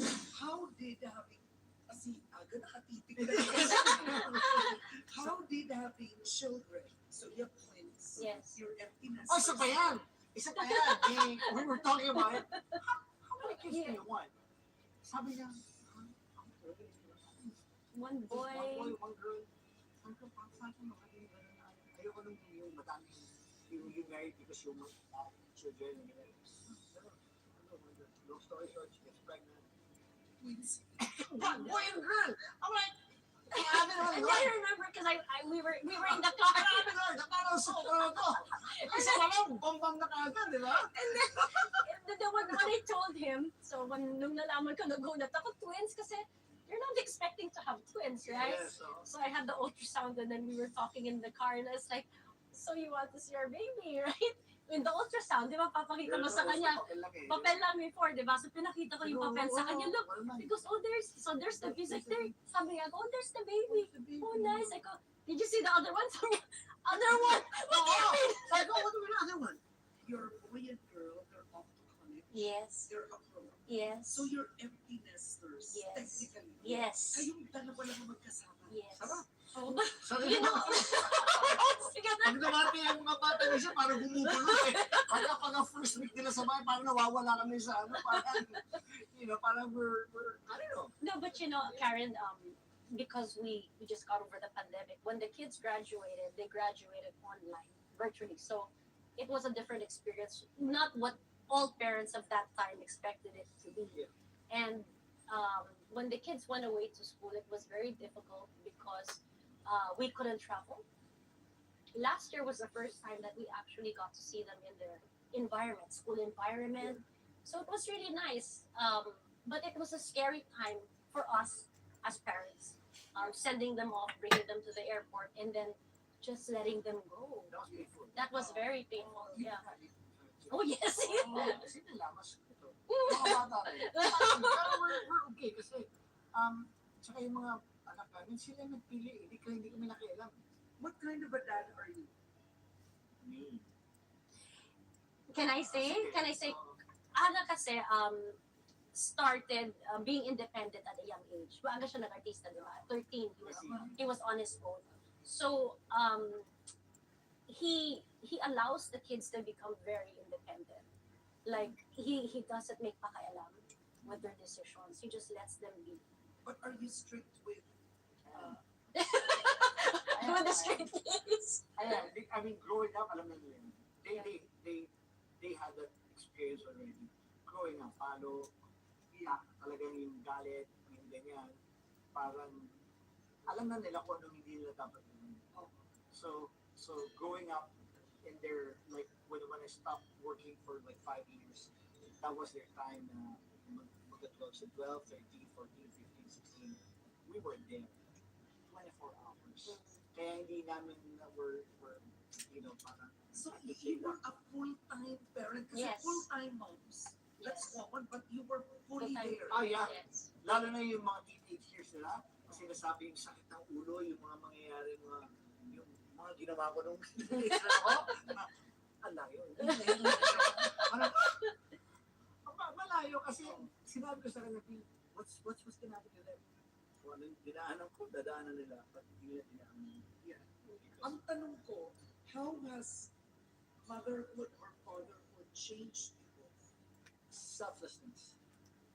Parang, before it was all of the world revolved around me. It was just me, what I wanted, what I liked, what I can, what I did. Nawala lahat yan. It became all about our children. It became all about my family. So I can just go to work now and know in my heart that my kids are okay, my wife is happy, then I'm okay. And I'll work, I'll make it quick, fast, and then I'm home. Go home. And then, na-realize ko rin yung age ko, tumanda na yung mga anak ko.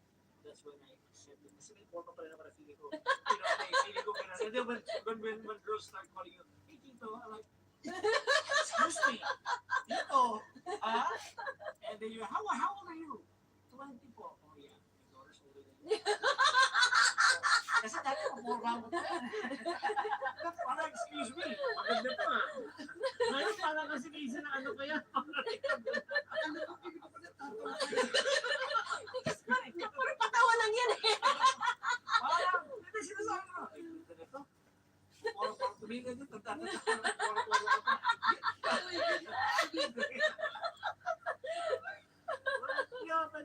wala rin yan.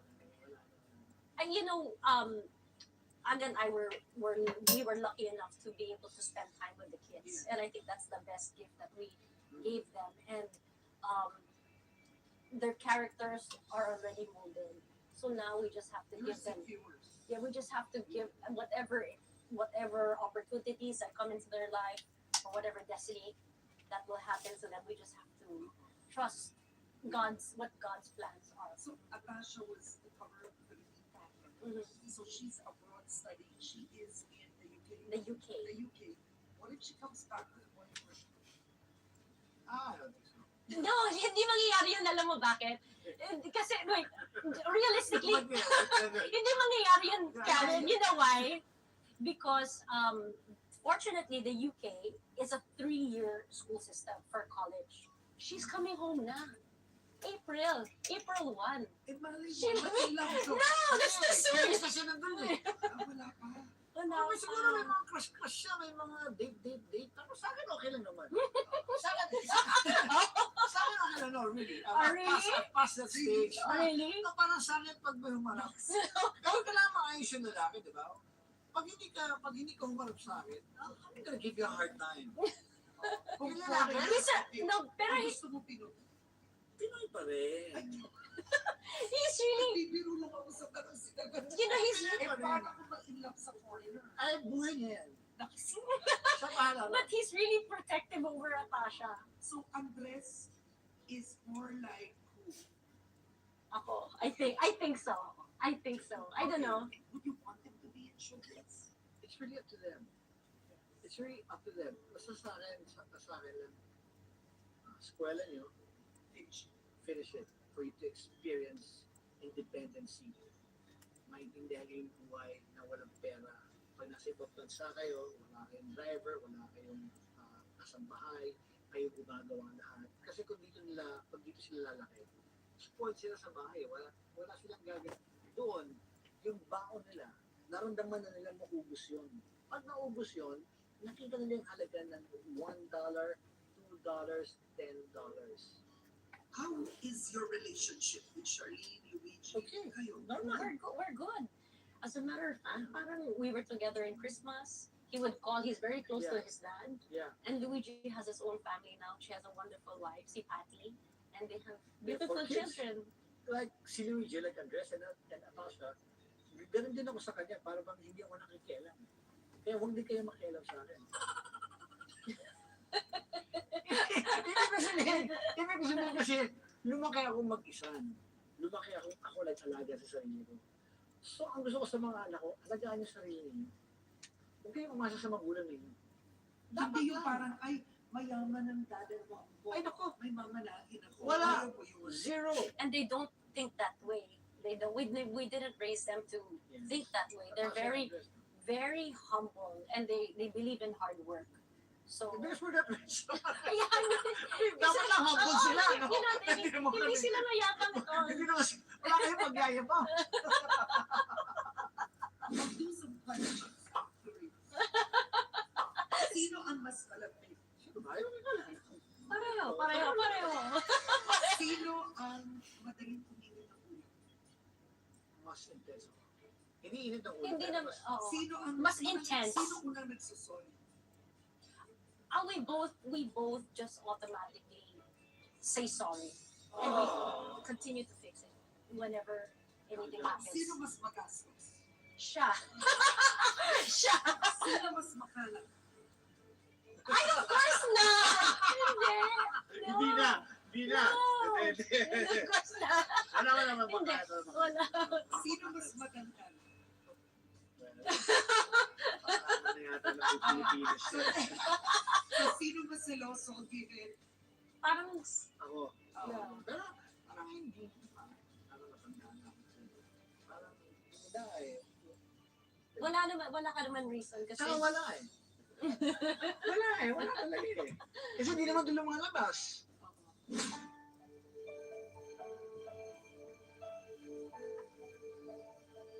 How do you resist temptation? How do you resist temptation? Huwag mo nang harapin. But in the showbiz industry, know how difficult it Wala na, is. tito na eh. Tito tawag ka pa. Wala na, graduate. But for some men, it goes on and on and on. What hindi ako nagmamalinis.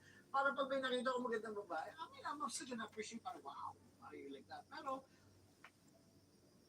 parang sa sobrang tagal na nasama namin, sa sobrang laki na ng mga anak ko, nawala na yan talaga eh.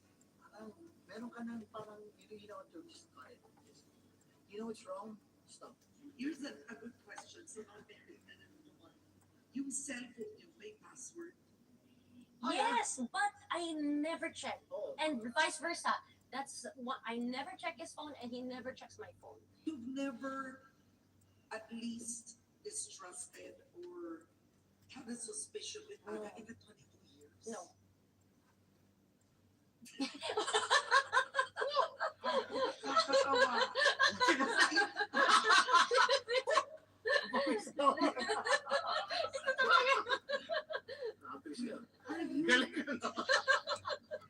Okay, is the secret to your marriage your faith? Yes. Do you pray together? It's all about that, Karen. It's all about God. This world, this life, it's all about God. Christianity is really our weapon. Everything in God's time, everything, I mean, no highs. This is my ano sa buhay namin is no highs, no lows. Let's keep it steady always. Something good happens, thank you. Something bad happens, thank you. It's okay. So no highs, no lows. We just keep steady with our faith. When did that start, Shirley? We had a friend, a pastor friend, who really became like our barkada, and we were so blessed to, for him to teach us, to share with us verses, and to explain it in real words. You know what I mean? Real terms that we could understand. We were with him from morning until night, and he would just teach us about the word every day. Yeah. Yeah. Almost every day. So. And it's really life changing. It's really so. life changing.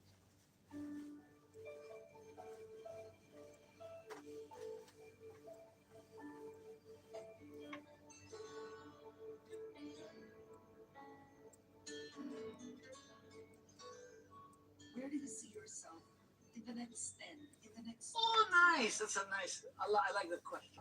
10 years, I think we'll kami, it's smaller, kasi inisip ko yun, parang pinag-uusap kami, parang 10 years, it's nice to downsize, There's this property that I really want, that I see myself living there in 10 years time. Hindi naman malapit na lang. What if your 2 kids will live abroad? Well, so far, that's not what they've expressed. They've expressed that they want to come back. So, let's see, di ba? Sana hindi magbago isip nila. How do you think your life would have been if you weren't married to Ana? Honestly, I haven't thought any further. I can't imagine. Really, I can't imagine being with anyone else except him. Like, hindi ko ma-explain it. I can't even think beyond that. That Ana's not my partner. Or with somebody else. It's just weird. And I even said, like, even in the future, like, would I marry again? No. How do you think your life would have been if you were not married? No, grabe ka naman. Of course, not grabe to. No. I think Really? it's Kung nagkamali ako ng mabigat. Mahirap. Kasi nakikita ko yung iba na who struggle with their, with their marriage. And it's nakakasakit. Sakit. Kasi parang alam mo, ang hirap may kasama ka hindi mo mahal. Hindi ba naisip mag-marriage counseling kayo for others? Pwede ba yun? Pwede Ganun ba yun? marriage counseling sa iba. Do you have a life verse? Not in general, but just the basic principles that were taught to us, love, kindness, respect. Never judge. Never judge. Never judge people. Always try to find the kindness in everyone. In everyone. Always find that. Kasi lahat ng mga tao may bait talaga. So, reason baka may pinagdadaanan na yan. So, find the goodness in that person you need. And choose to be happy. Because sometimes, even if you're not feeling it, you decide and you choose to be happy.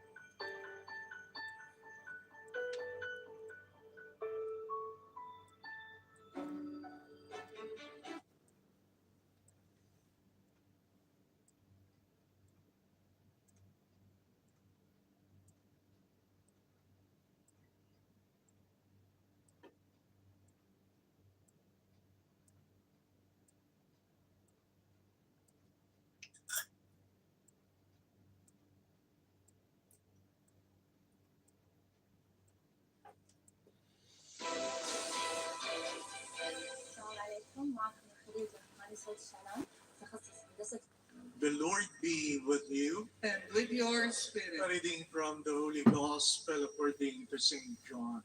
Glory to you, O Lord.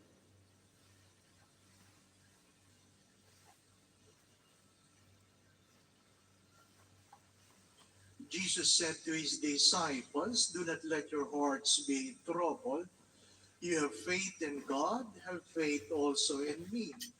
In my Father's house there are many dwelling places.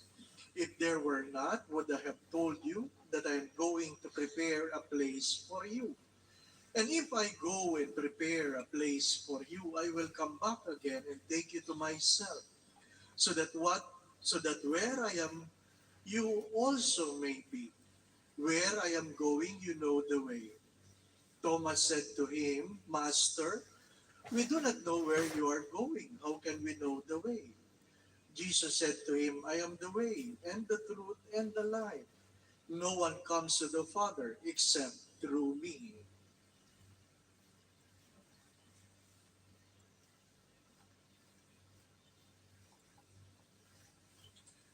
The Gospel of the Lord. Praise to you, Lord Jesus Christ.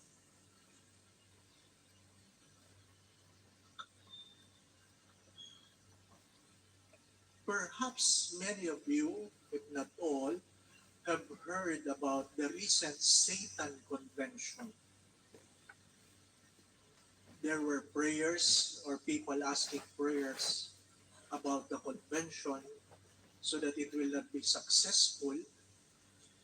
And this morning, somebody forwarded a video about the convention, their leader showing to the world ripping pages of the Bible. Ripping pages of the Bible. And sabi nung nagpadala, "Nakakatakot naman, Father. Hindi ka ba natatakot?" Ano po?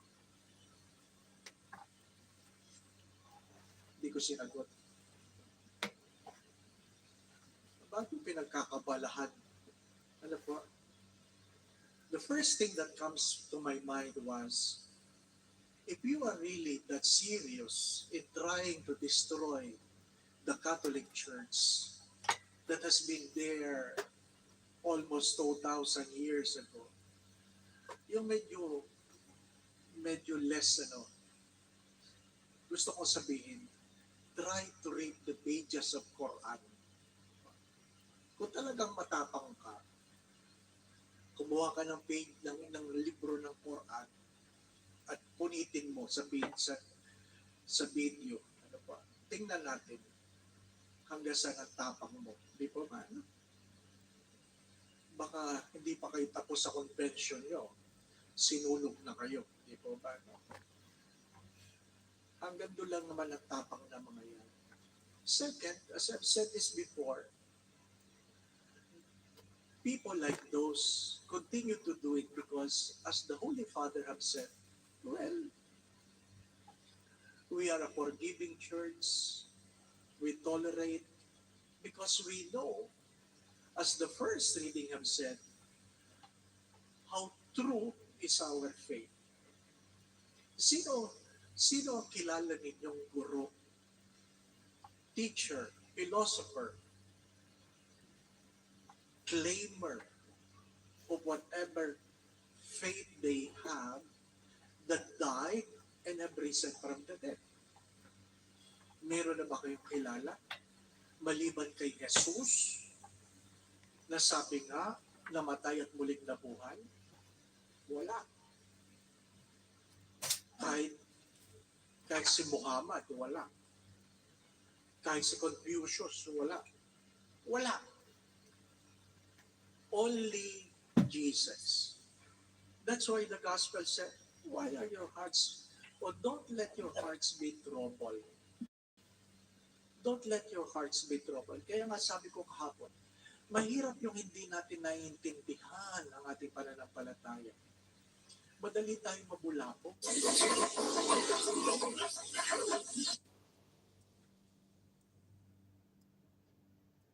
Bulabog.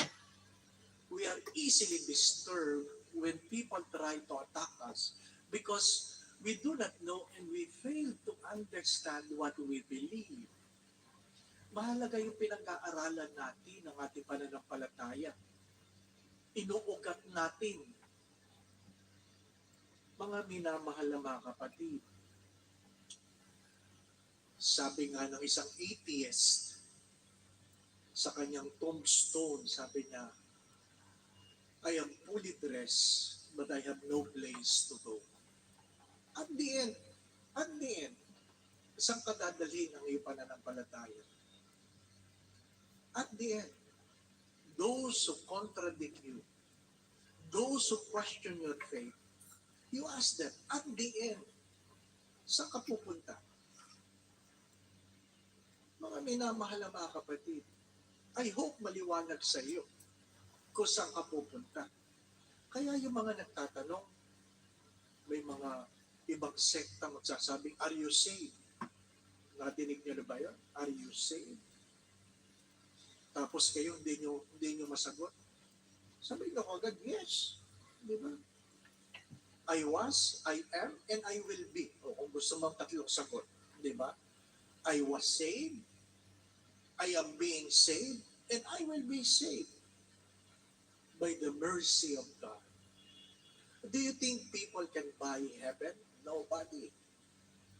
Nobody. If you cannot fight for your faith here on earth, ano sabi ng Diyos? If you deny me before people, I will deny you before the Father. Mga minamahal na mga kapatid, hindi naman tayo sinabihan na magpunta ka dyan sa kalsada at magsisigaw ka dyan. Hindi naman. Isabuhay mo lang ang iyong pananampalataya.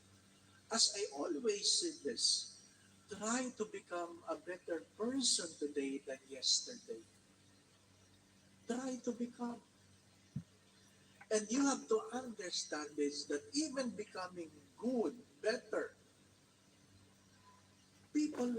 not all people will like you. Sabi nung isang nag-post, maganda din pagtunan ng pansin ito. Ano po? Sabi niya, nagbigay siya ng video. Ano po? Nag-post siya. Ano ang kanya lang gusto lang niyang ipakita sa mga tao? Yung kanyang video,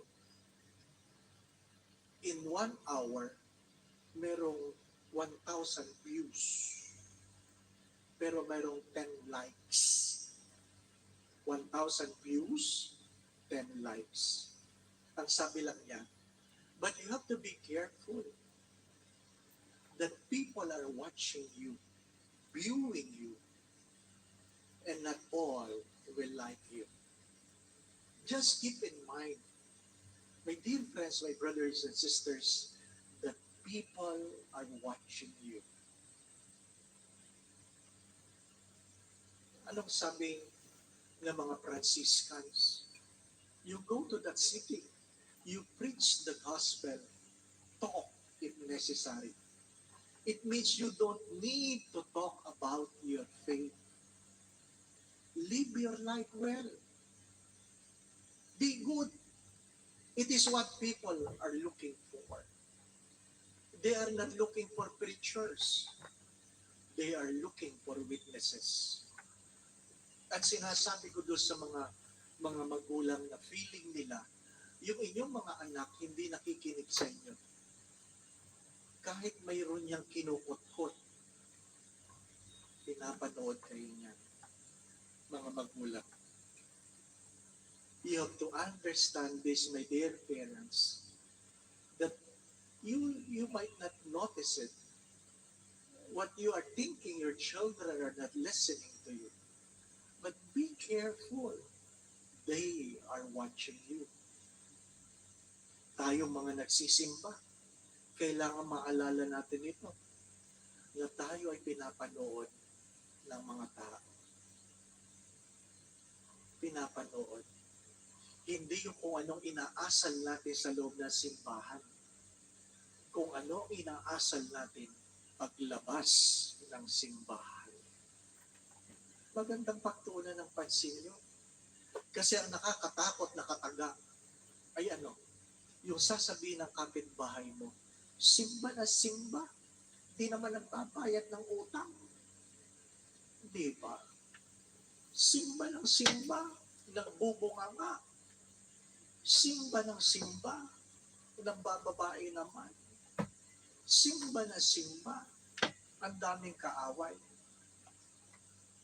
My dear friends, my brothers and sisters, I am not troubled by people reading the pages of the Bible. I am troubled by people who go to Mass and fail to witness their faith. Amen. Going back to what I've said, my dear friends, my brothers and sisters, what really troubles your heart? Ano bang bumubulabog, gumugulo sa inyong mga kalooban? It's good to ask those questions because those are valid questions. Ano nga ba? Why am I troubled? My dear friends, we all know that God has risen from the dead. And in spite of rising from the dead, He never promised a bed of roses for those who believe. Perhaps the struggle will continue. Keep that in mind. The burden is how we practice our faith outside the church. Yun ang magandang pagtuunan ng pansin. Hindi tayo nag-aalala doon sa bumabatikos. Nag-aalala tayo doon sa mga naghahanap ng pag-asa na sana makakita sa atin. Sapagkat yung bumabatikos, kahit gano'n kayo kabuti, wala talaga silang makikitang mabuti sa inyo. Keep that in mind. Your enemies will always find anything to accuse you. We are worried about those who need perhaps to be encouraged watching us. The Lord be with you. And with your spirit. And may Almighty God bless you and your family. The Father, the Son, and the Holy Spirit. Amen. We go in peace to love and serve the Lord. Thanks be to God.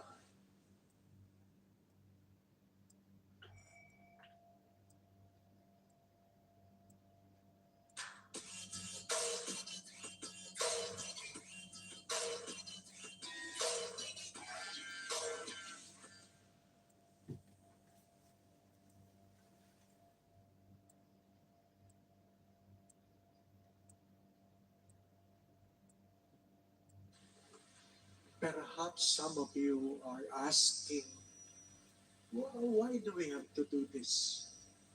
Why do we have to spend time before the Blessed Sacrament?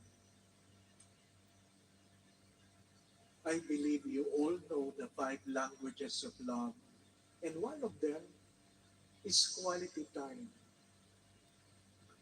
You express love and you feel being loved by someone who spend quality time with you. You don't have to talk. You don't have to do something. Like Mary, just sit in front of God. Saint Ignatius of Loyola would call this wasting time with God. Wasting time. And we all know that time wasted before God never waste. Ano mang oras na pinagkakaloob mo sa Diyos, na sabi nga'y sinasayang mo kasi ang daming pwedeng gawin, kahit kailan hindi nasasayang. It's a time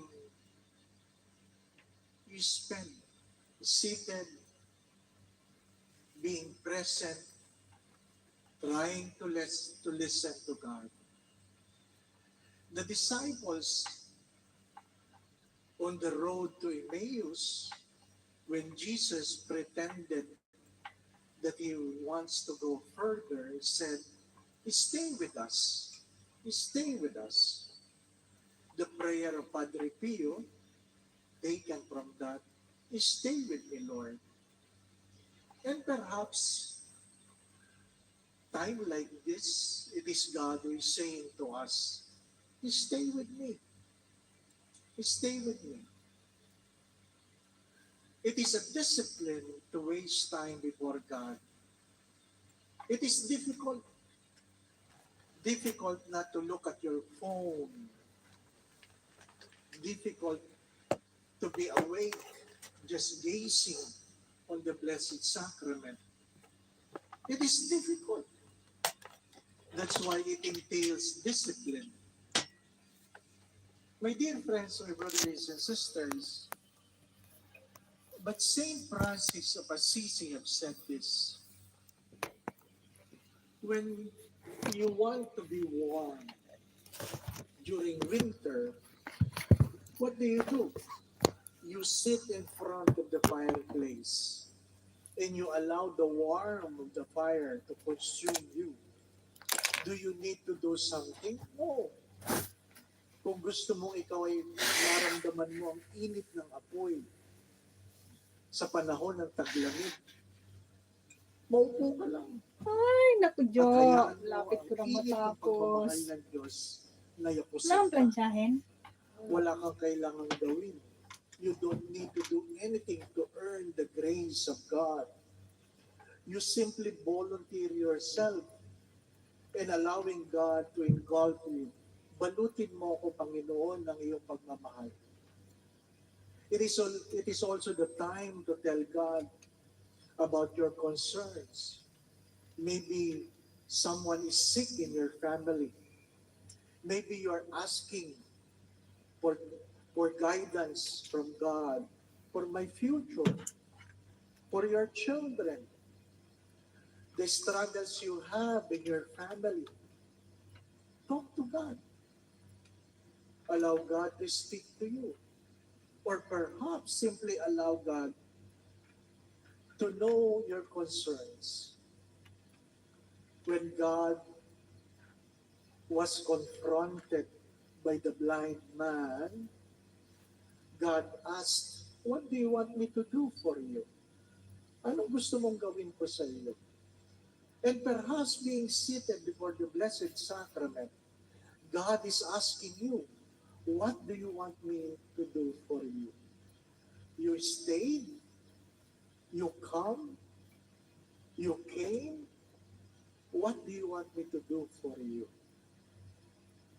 Sabi ng iba, the Blessed Sacrament should be received, not to be tasted. But sometimes, the saints would say, the presence of God, even the tabernacle, would be enough. Many saints would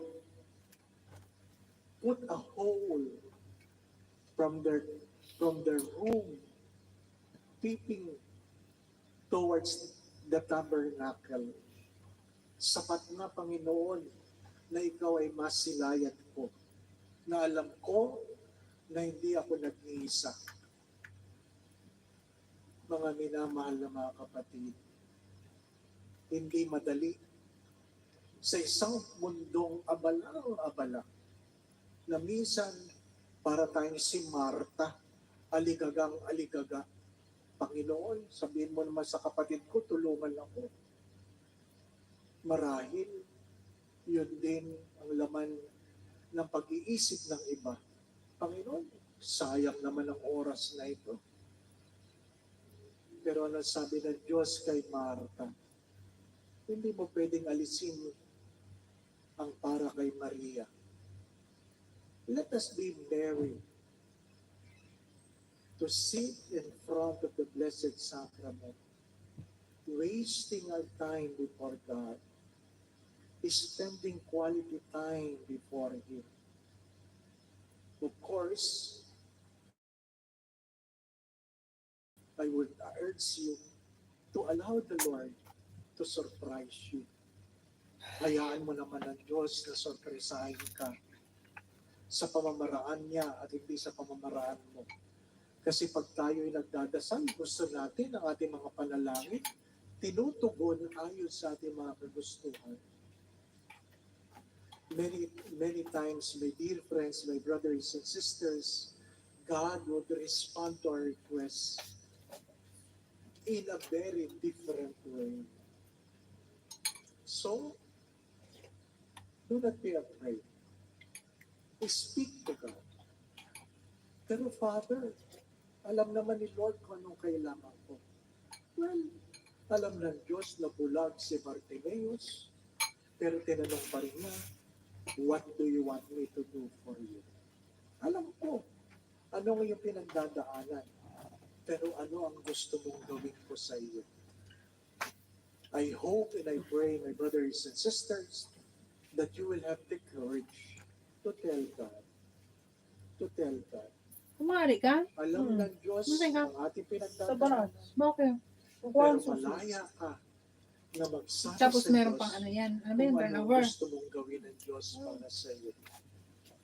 Kung ano ang gusto mong gawin ng Diyos para sa iyong mga problema, sa iyong mga pangarap, sa iyong mga panalangin, sa iyong mga paninikluhod. Higit sa lahat, sana alam mo rin na sa gitna ng mga ito, Parang mas maganda, alternate. mahal na mahal ka ng Diyos. Parang hindi na nagkaganyan, no?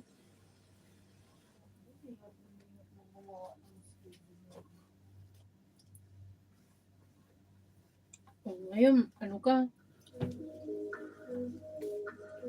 Dito po, tapos bukas morning. Split? Hindi. Morning pa rin. 8 to 4 pa rin. Kaya lang, pangit nga lang. Dahil na nagadumang ka. Paano kung arayo ka? Siguro ginagawa lang nila yan pag ano. Hindi, kahit yung isang pana na kasi, layo. Look who's here. CJ McCollum.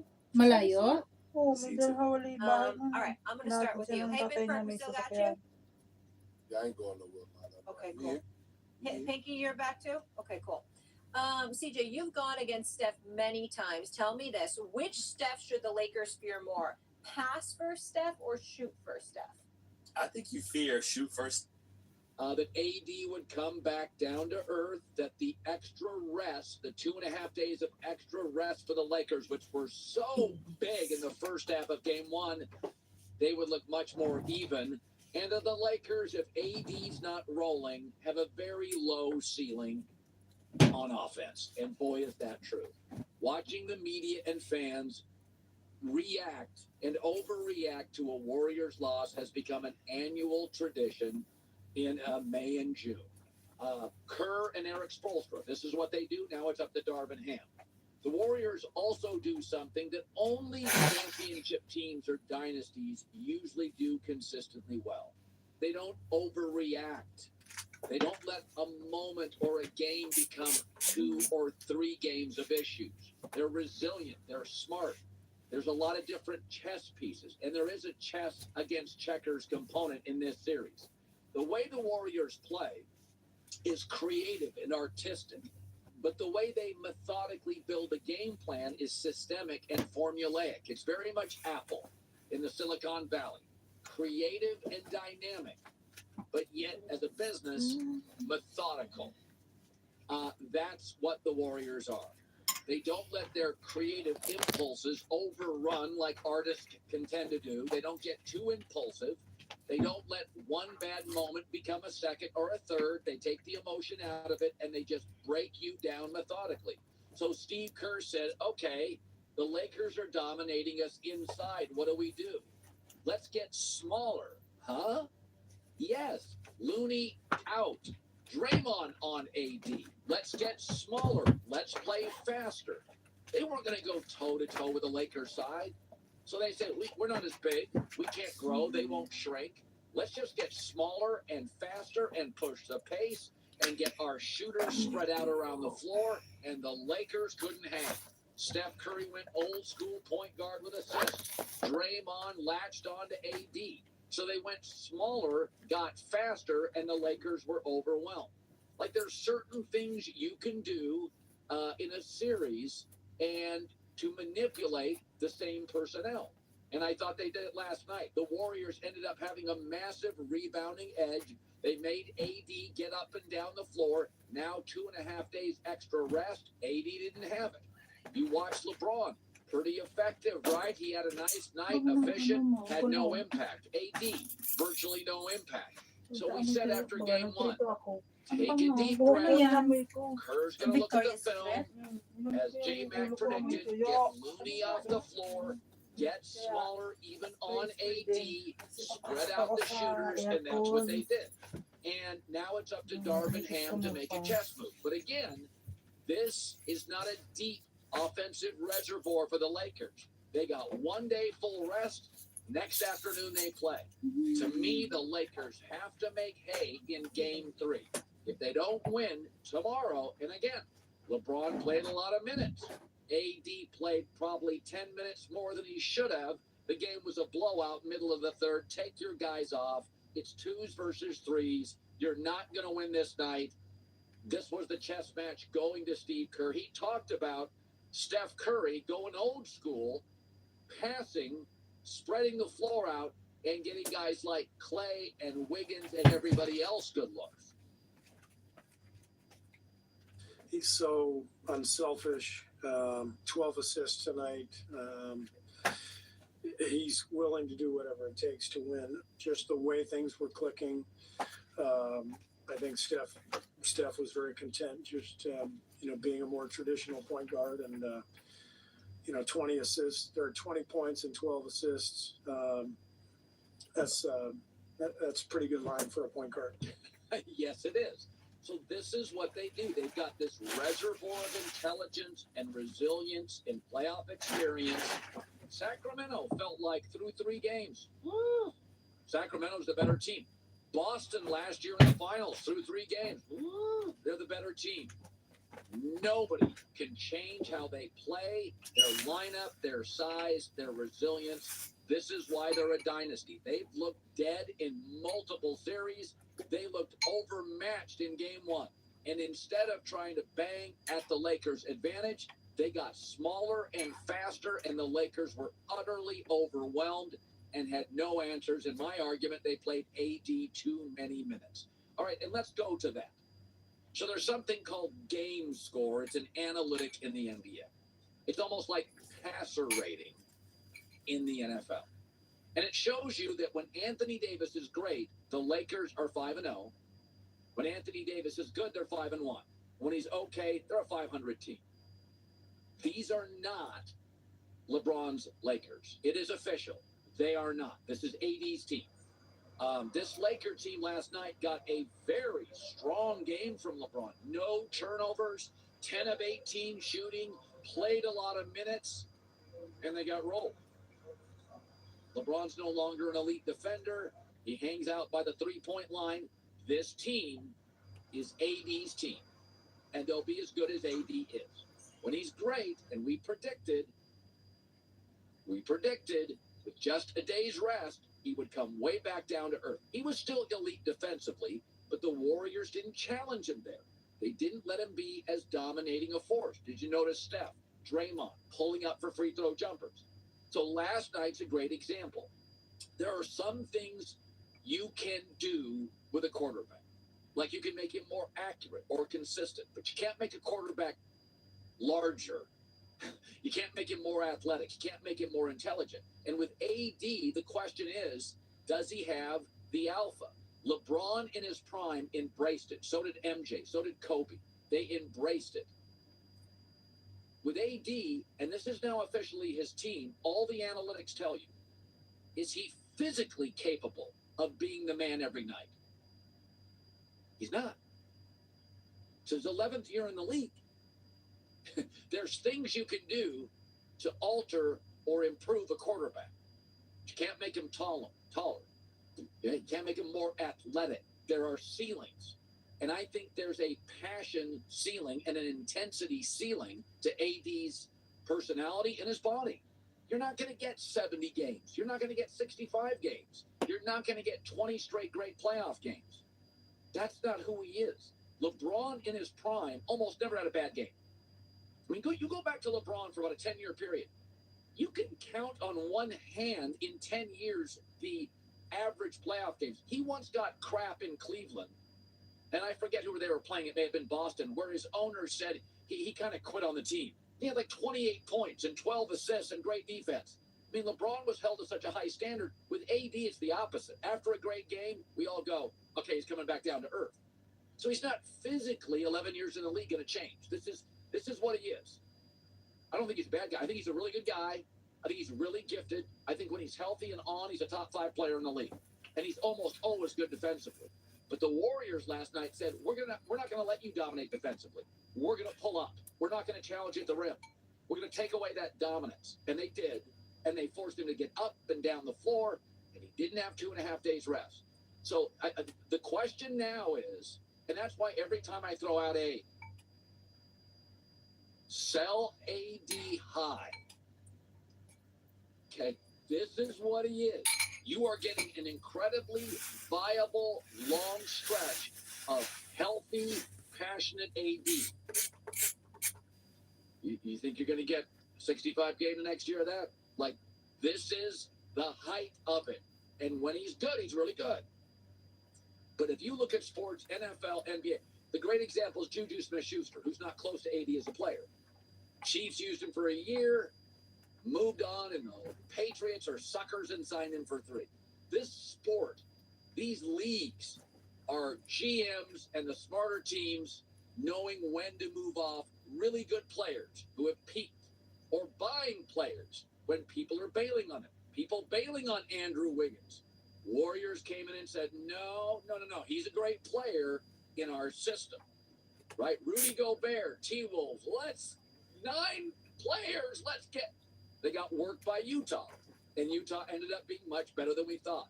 So the AD thing, whenever I suggest, be very careful about falling in love with AD, fall in like with AD.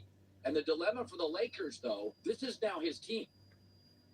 LeBron was very, very efficient last night. 0 impact.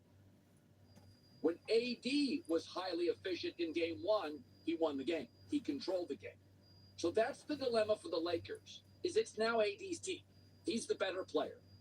His ceiling is top 5 in the league. LeBron is no longer, when he's on, like game 1 of the series, he's the best defensive player on the floor. He's as good as any offensive player on the floor. He literally eliminates your interior game. I mean, the Warriors' entire game 2 game plan. The Warriors' game plan last night was all based on AD. Don't challenge him at the rim. Okay, so the offense was shoot threes and do not go to the basket.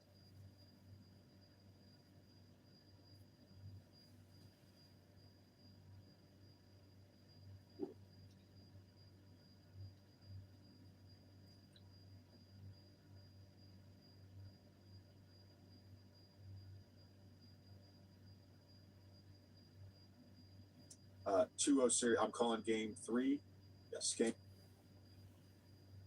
2-0 series. I'm calling game 3. Yes, game 3 in Phoenix on Friday. Very excited about that. No CP.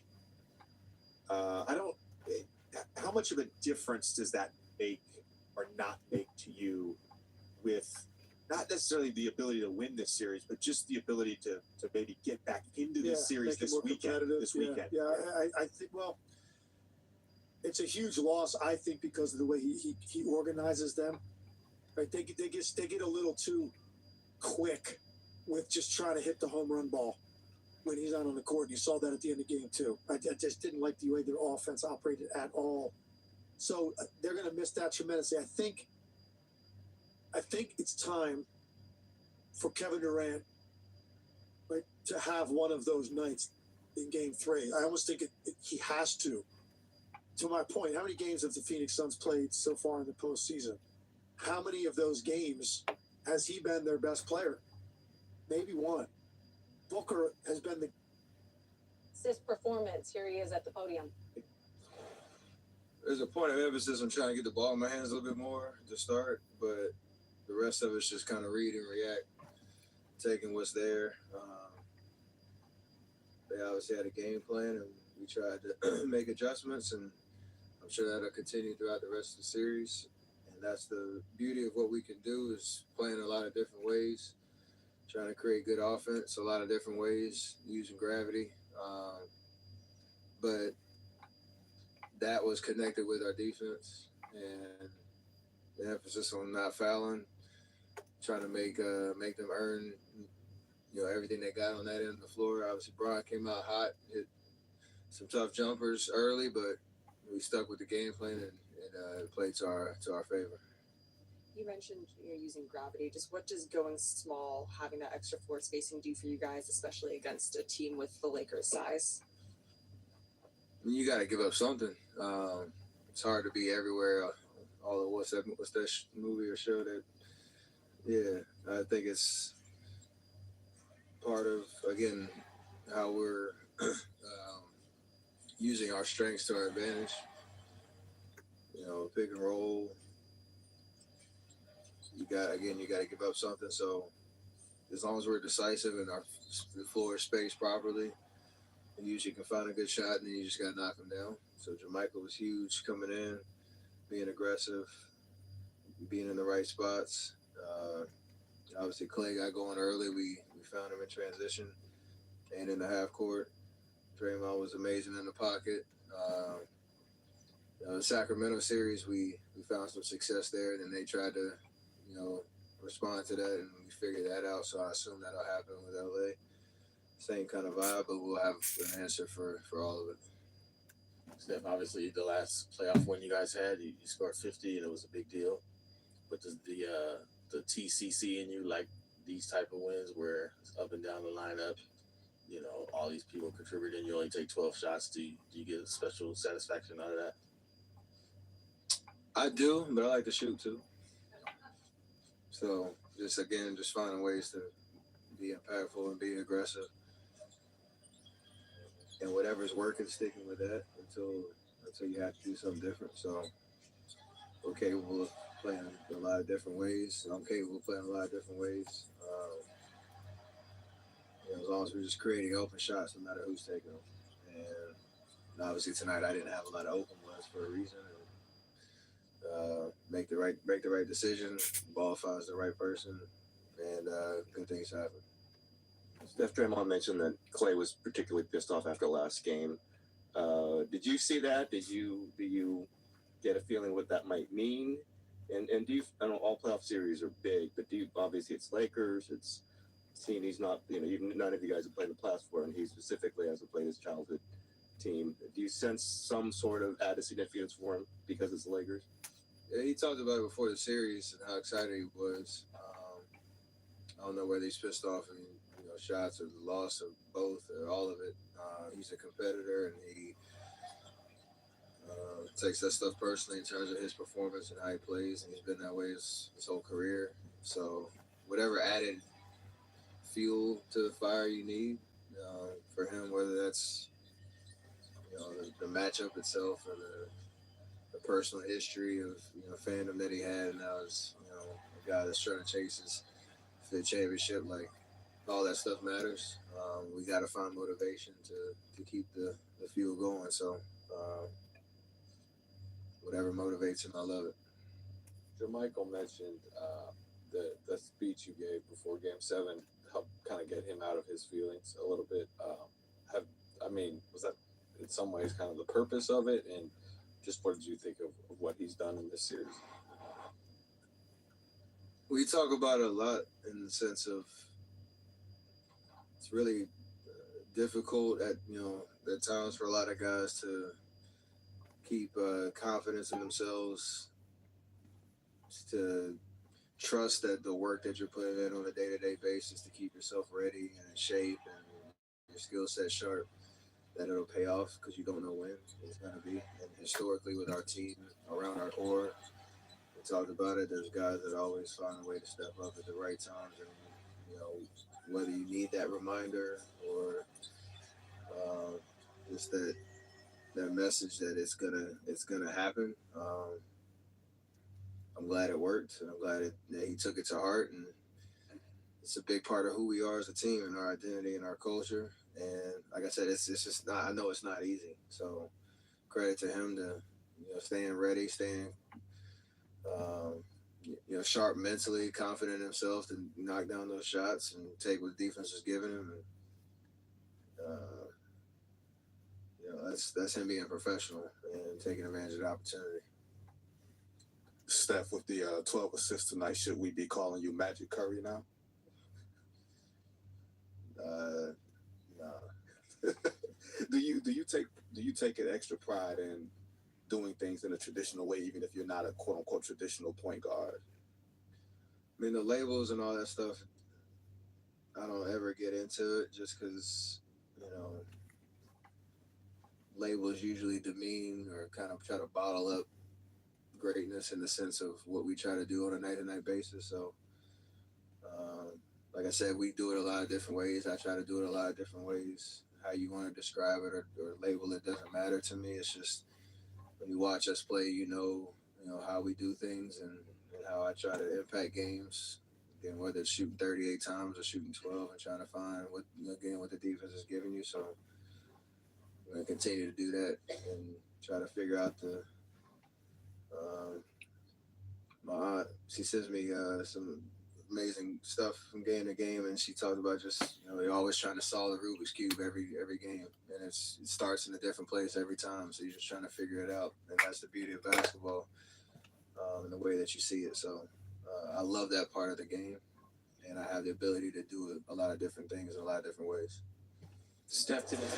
Well, the Warriors have hit 21 threes in Game 1 and in Game 2. They joined the 2016 Cavaliers as the only teams in postseason history with 21 three-point field goals in consecutive games. Their 42 threes over the past 2 games are tied for the second most in a 2-game span. How are you guys able to be so dominant tonight? Well, we realized we let one go in game 1, and we've been having to bounce back all year from adversity.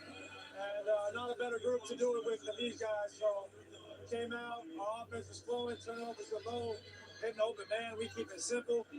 The floodgates can open. We play with more force. We play with more force on both sides of the ball. The ball didn't stick, and we moved the ball and got everybody involved in the offense, and that was big for us. When we're moving the ball like that, everybody's involved. It makes us a lot tougher to guard. We knew they were going to do that.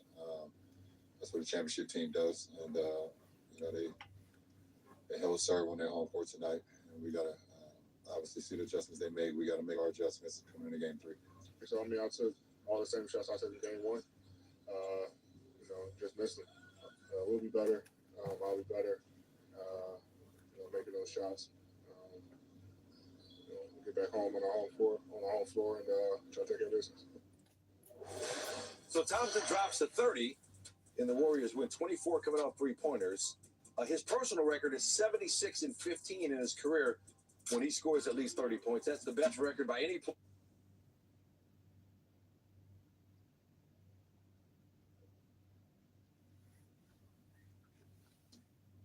His performance, here he is at the podium. There's a point of emphasis on trying to get the ball. And look at this field. He's going to dribble up court, patiently wait, and find Klay Thompson, who drains the 3. This is how it went for the Warriors, totally in control all night. Curry had 12 assists. Later in the quarter, Lakers down 40-37. Shot clock winding down. LeBron banks it in for 3. That ties the game at 40. LeBron had 21 points in the first half. Under 4 minutes to go in the half, Warriors lead by 4. This is Klay Thompson over Anthony Davis, puts the Warriors up by 7. Later in the half, this is Klay Thompson in transition, burying a 3. That's Curry loving it. Warriors outscored the Lakers 41-23 in the second. Here's another 3 from Thompson. He hit 8 of them. The Warriors won by 27 points and tied the series at a game apiece. Lakers fell flat, and Anthony Davis was a big reason why. As you can see by this graphic, this really illustrates the ups and the downs of Anthony Davis's postseason so far. Every time he scores 20 or more in a game, he follows it up with a performance in the teams. So he scored 30 in game 1, and then last night he had 11, which is less. So what happened? They put Draymond Green on him, but I was going to say, the Lakers are in the position in the second round with home court. Doesn't matter that Anthony Davis flopped. They won the first round series as the 7th seed. They are in decent position in the second round series. They have AD, who's not going to be as worn out for game 3. I know it's not ideal. I know that it would be better if you're a Lakers fan if AD had another 30 and 20 game. And AD is the big part of the reason why they're here and can still make a big impact on this series. I would not overreact to a bad game because you know that graphic will probably go back up. All right, well, I'm going to overreact a little bit, even though you didn't want me to. But AD, like, the look on Monica's face is telling me he's a little skeptical of what Wendy's selling here. No, I love listening to you, Wendy. I think you bring a great perspective. The thing for me is, it's not about the numbers, it's about the mentality, right? And I just don't think that they can use 7 games to get this done if they want to get this done. So sooner rather than later, you got to break that rhythm. It can't be up 1, down 1. It's got to be up 2. Then you go back down 1. I just think at some point it's got to change. Well, you think this is a lot about AD, or do you think it's about how the Warriors defended him last night? They did something different, right? Yeah, they definitely did something different, but I think it was the mentality. It's something about being up 1-0, understand that you got the win on the road, and you know you're going home, and I think they let go of the rope. He's got to be more aggressive. He's got to be more intentional about his movements on the court. He's got to get to the free throw line. He's got to take more than 11 shots. I don't think it was a bad game. I think that he just wasn't aggressive. I think it stems from the entire team kind of letting go of the rope. And I think going forward, for them to be successful, he doesn't have to get 30 and 20, but he's got to get to the free throw line. He's got to be aggressive. And if he misses shots, no one cares. Yeah. It's about being intentional with your work ethic on the court and getting towards the basket consistently. He gets a couple of charges, no one's going to care as long as he's trying to put pressure on the rim.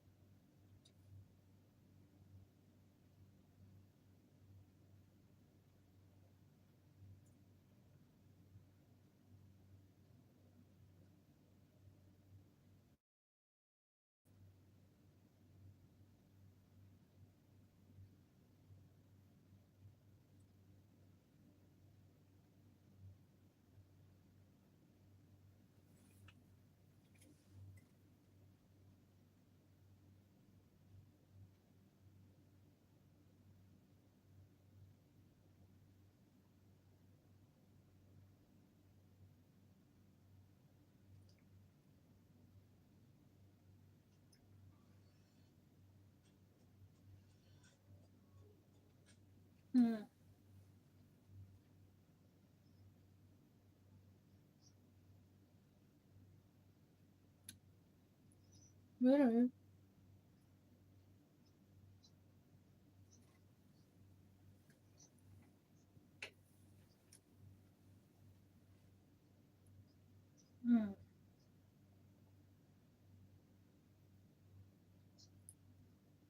yeah. Looks good, yeah. Yes, draw.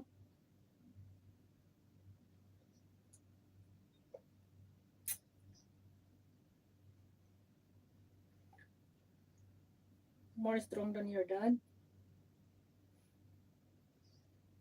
Something like that, no? Okay.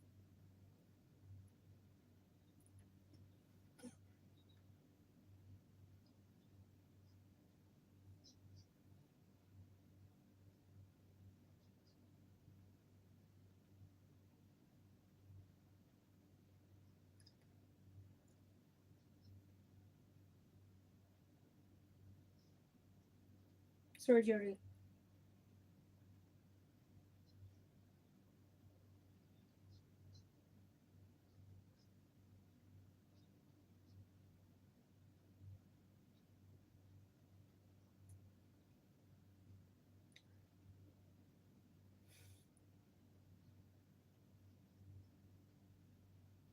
No.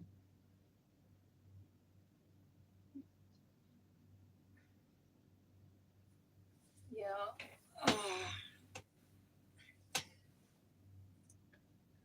Lazy, no?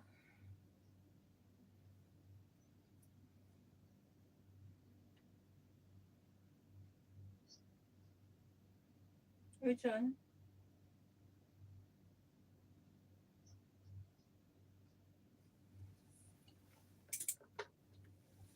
Which picture?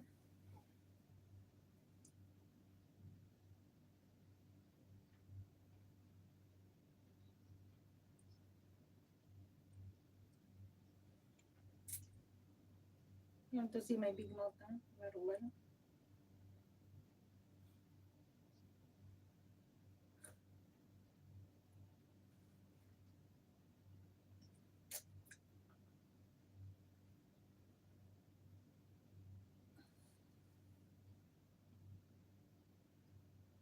Yeah. But I don't know. He will not remove this one? Huh? The, no, no, no. This one, what is this?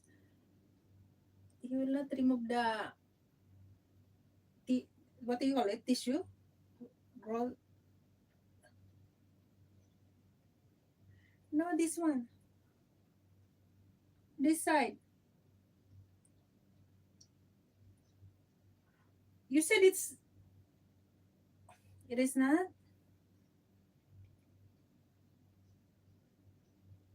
I don't know. No, you know what, I'm worried if he will put the crown, then again, this one, the food will stuck there again.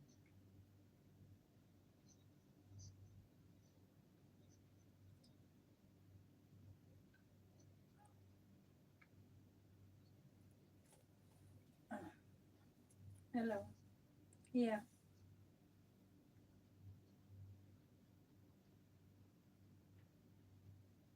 Okay.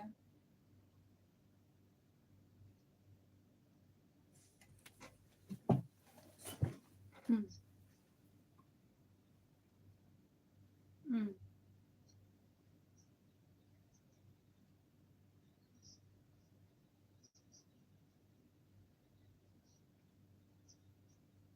Okay. We'll see.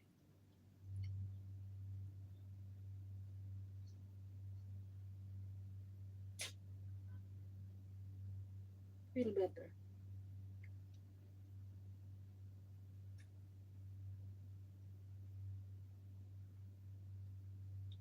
Milk and the oats.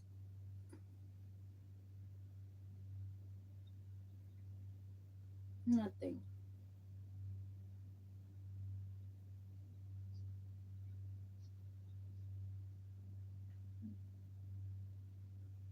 Take it.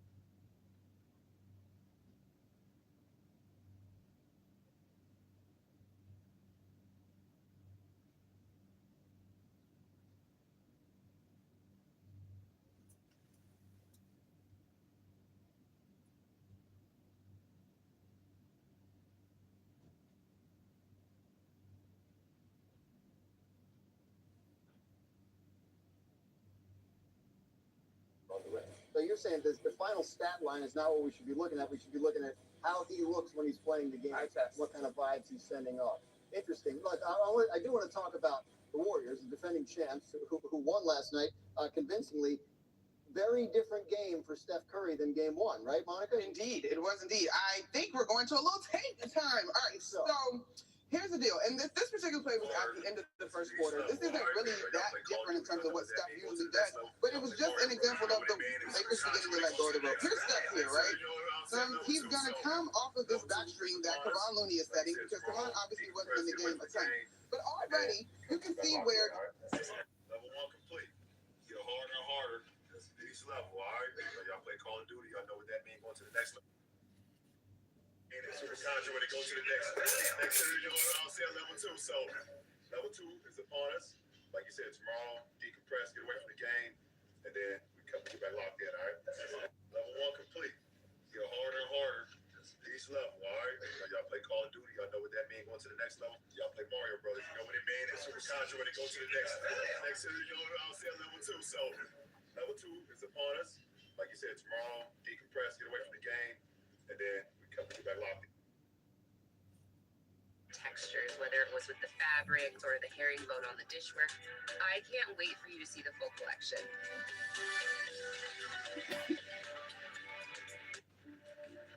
They launch it down. Picked up, knocked around. And the first half comes to an end. Excellent response from Steph Curry and the Warriors. Curry only 8 points.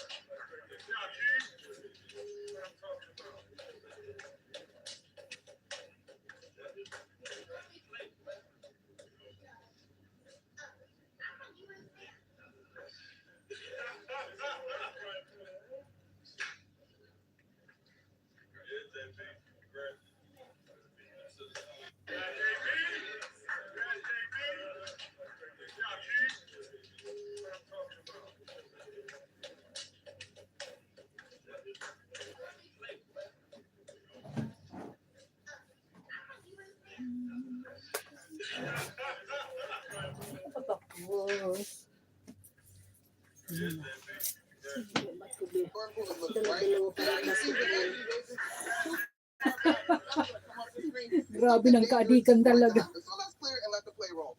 Sure enough, back screen Looney steps right into a jumper, which is just too easy for a guy that is one of the greatest shooters in our game. That was the first quarter. This is now the second quarter, y'all. So I'm gonna freeze it right here. This is that high screen and roll action again. Kevon Looney's here, setting this screen, and so Steph is gonna draw multiple defenders when we come up this. I'm gonna let it play a little bit more. Then I'm gonna freeze it right here, right? You've got 3 guys that are clearly looking at Steph. Bron has to keep an eye on Wiggins here because he is a capable scorer and shooter. But when we clear it, what you're going to have is an opportunity for Kevon Looney to get right into the gut of this Lakers defense and finish easy. This is Steph as a ball handler. So Steph's going to keep his dribble alive, and watch what happens. Sure enough, he takes 3 defenders with him, wide open lane for Kevon Looney. And so we talked so much about one of the adjustments that the Warriors made in terms of putting the ball in Steph's hands. And that's just a few examples of sort of what that looks like in the course of the ball game that we had yesterday. And so I'll be curious to see, right? I'll be curious to see if they stay with that as the series moves forward. Yeah, and I mean, you talk about the Tignan mo ang adjustments shoes the niya, Warriors ne. made. Like, so now the Lakers Kita mo? turn, right, to try and counter it. What do they have? Yeah, so they see that the Magkaiba. Warriors went small. They started Michael Green. They started. Parang yung gaya ng AD. sapatos mo. Okay, well, AD is pretty good. Okay, so Parang now they can change pwede up palang their magbakal style, ni Garo try to tapos figure magkaiba, no? out positionally to take advantage of the size differential. Kevon Looney is in an absolute war with AD in game 1. AD won that war, even though Looney had 20 rebounds. But that was one of the things that Steve Kerr did, is he adjusted the terms of it, how the Lakers can adjust that. I definitely think the Lakers are still in a reasonably good position. I believe the Warriors are the better team, but the Lakers are still fine. It seems like, CJ, the Warriors are playing at the pace they want to play. What impact is that having? I think the pace shifts the game, honestly. It allows them to score in transition. It allows Klay to get open looks in transition. It allows Lakers to not have a set defense. They've been great historically defensively this season, post-trade deadline, in the half court, at providing pressure, at funneling you towards Anthony Davis. So when you can get out a run, it frees your offense up, but it also puts AD in position to have to sprint back and forth and back and forth. And although he's missed 26 games this season, has been able to rest some, he's playing 40 minutes a night, high volume, high usage. And he cannot sustain that level on both sides of the ball if he's having to chase Steph Curry out of pick and roll. And that's what they did last night. We we seen anything so far that has changed your opinion of who will win this series and how it's going to go? No. I still think Warriors probably survive the series. I do think in game one, though, you saw and a really impressive defensive effort from the Lakers. Now, the sustainability is obviously something that we've talked about at end since that game. I'm not willing to bet completely against LeBron in terms of something fantastic happening down the stretch of the series. But I think if the Lakers are going to do it, they got to do it sooner rather than later. I don't like their chance to go game 7. Now, the last time the Warriors played in a game 7, I'm pretty sure Steph Curry had 50 points. Oh, yeah. It's hard to remember way back to Sunday, but I'm pretty sure that's how it went. Hey, meanwhile on planet Earth, our producers have put together something on Wendy. He became an internet sensation earlier this season for Hanta. No, none of us have. It's going to be fantastic. We're all going to see it together. But here's Wendy orchestrating with his hand movements today.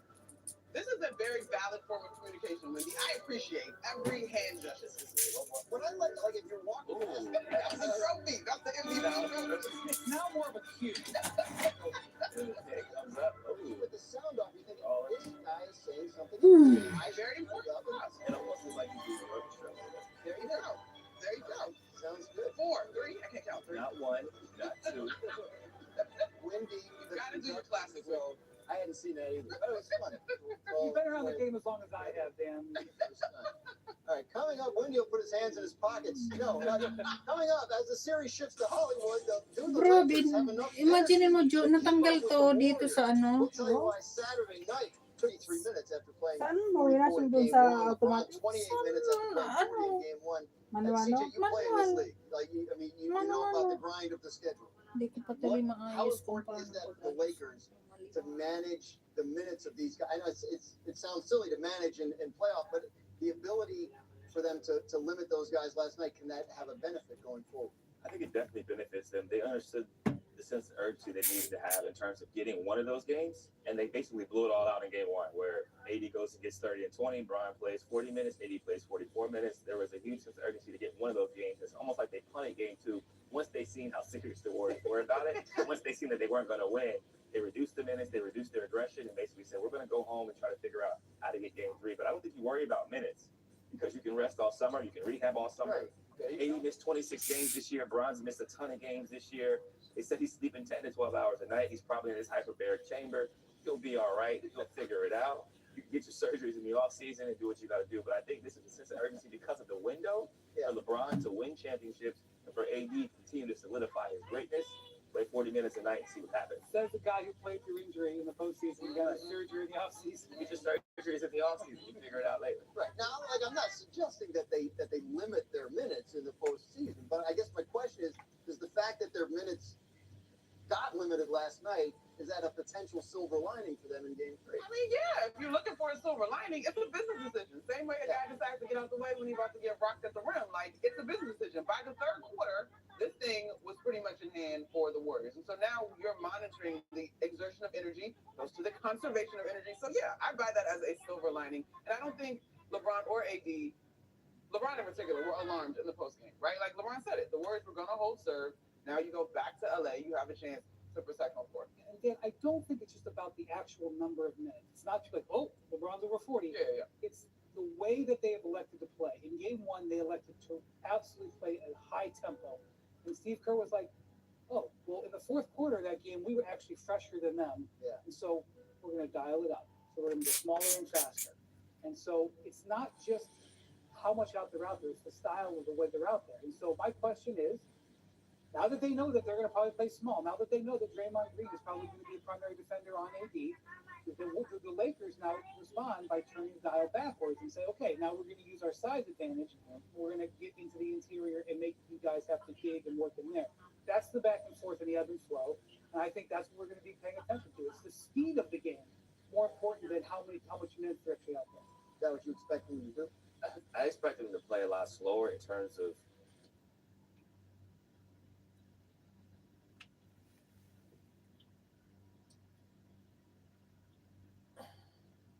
Look at this field. Walang He's bago. going to dribble up court. Hey,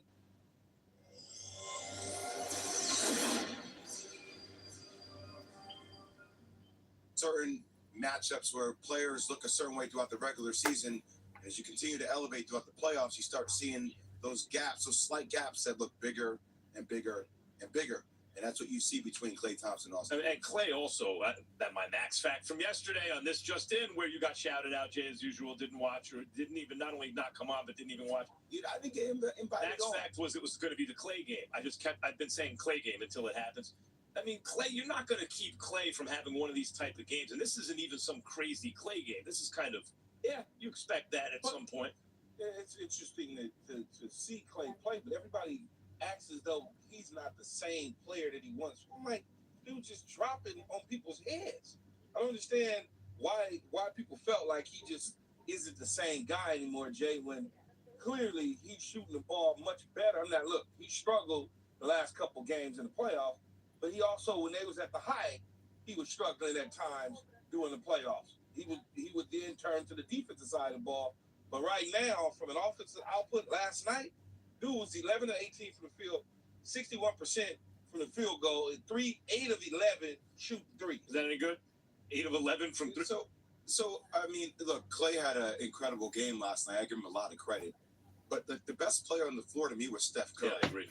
And, Steph had 20 and 12. But, Max, this goes back to a bigger conversation I know you and I had multiple times. It's one of these underrated things that occurs, right? It reminds me so much of 2015, Key, because in 2015, Andre Iguodala was able to get so many shots from the three-point line off of the gravity that occurred around Steph, right?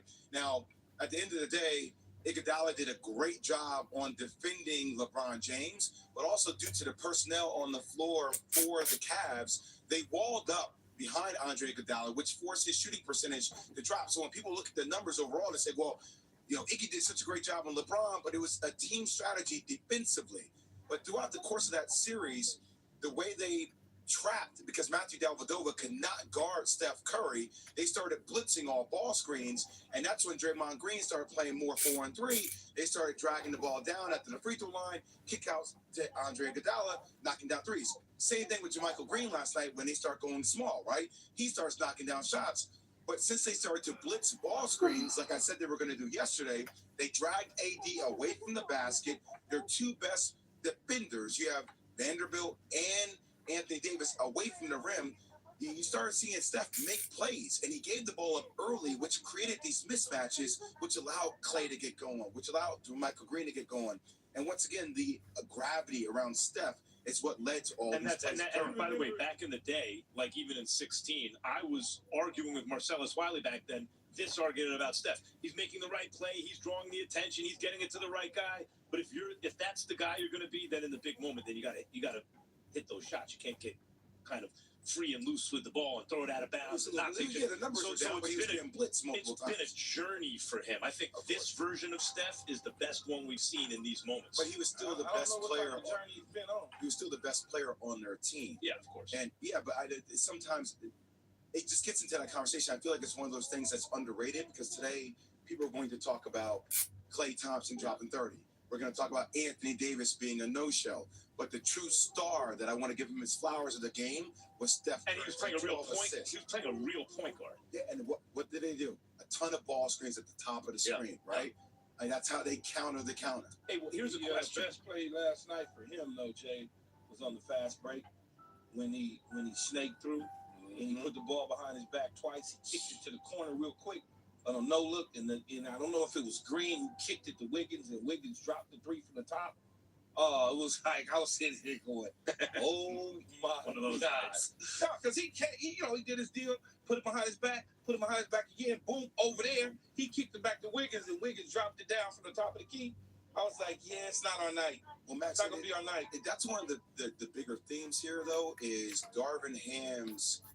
He didn't change up the strategy. So the first time, too, when you stay in drop coverage, one of the advantages to that, having AD off the ball, as I geek out for a second, is when you have Vanderbilt that it's called like lock and trail, right? So if Vanderbilt, who's 6'8", is on the backside of Steph, he only forces Steph to go one way when he comes up that screen, right? So if I have a guy on my hip, I can only go right if he's on my left hip. I can only go left if he's on my right hip.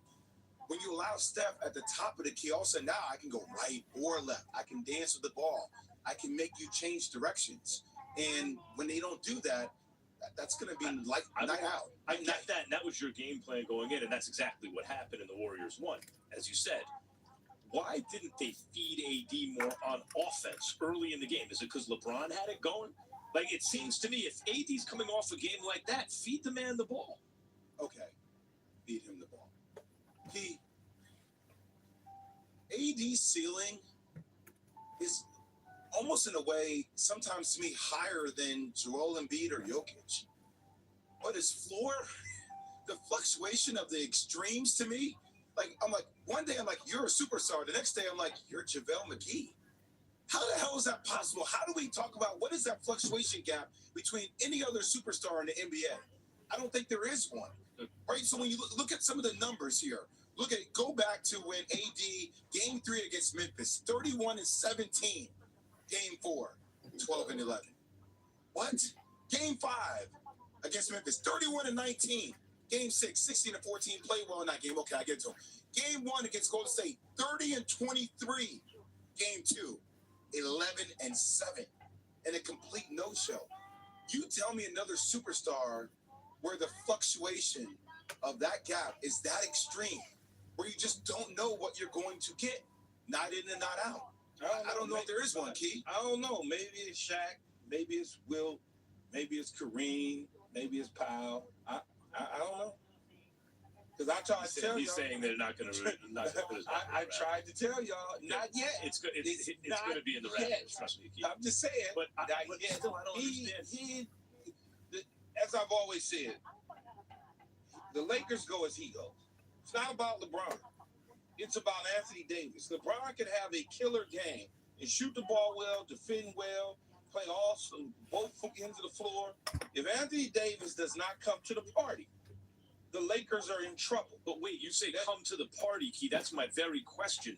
The reason I'm pushing back, like AD is their best player. They have to run the offense through him. I get that. But who's the one running the offense? So my question is, what to do? I really don't know. It just seems to me they weren't feeding AD early. But LeBron has not been running the offense. Yeah, it's true. It's been Bolton out of 10. No, it hasn't. Yeah, no, I'm saying you're right. It's Bolton out of 10 more. Key, what's the name of your book? Which one? Just give me the first. Yeah, thank you. It's Really? Never heard I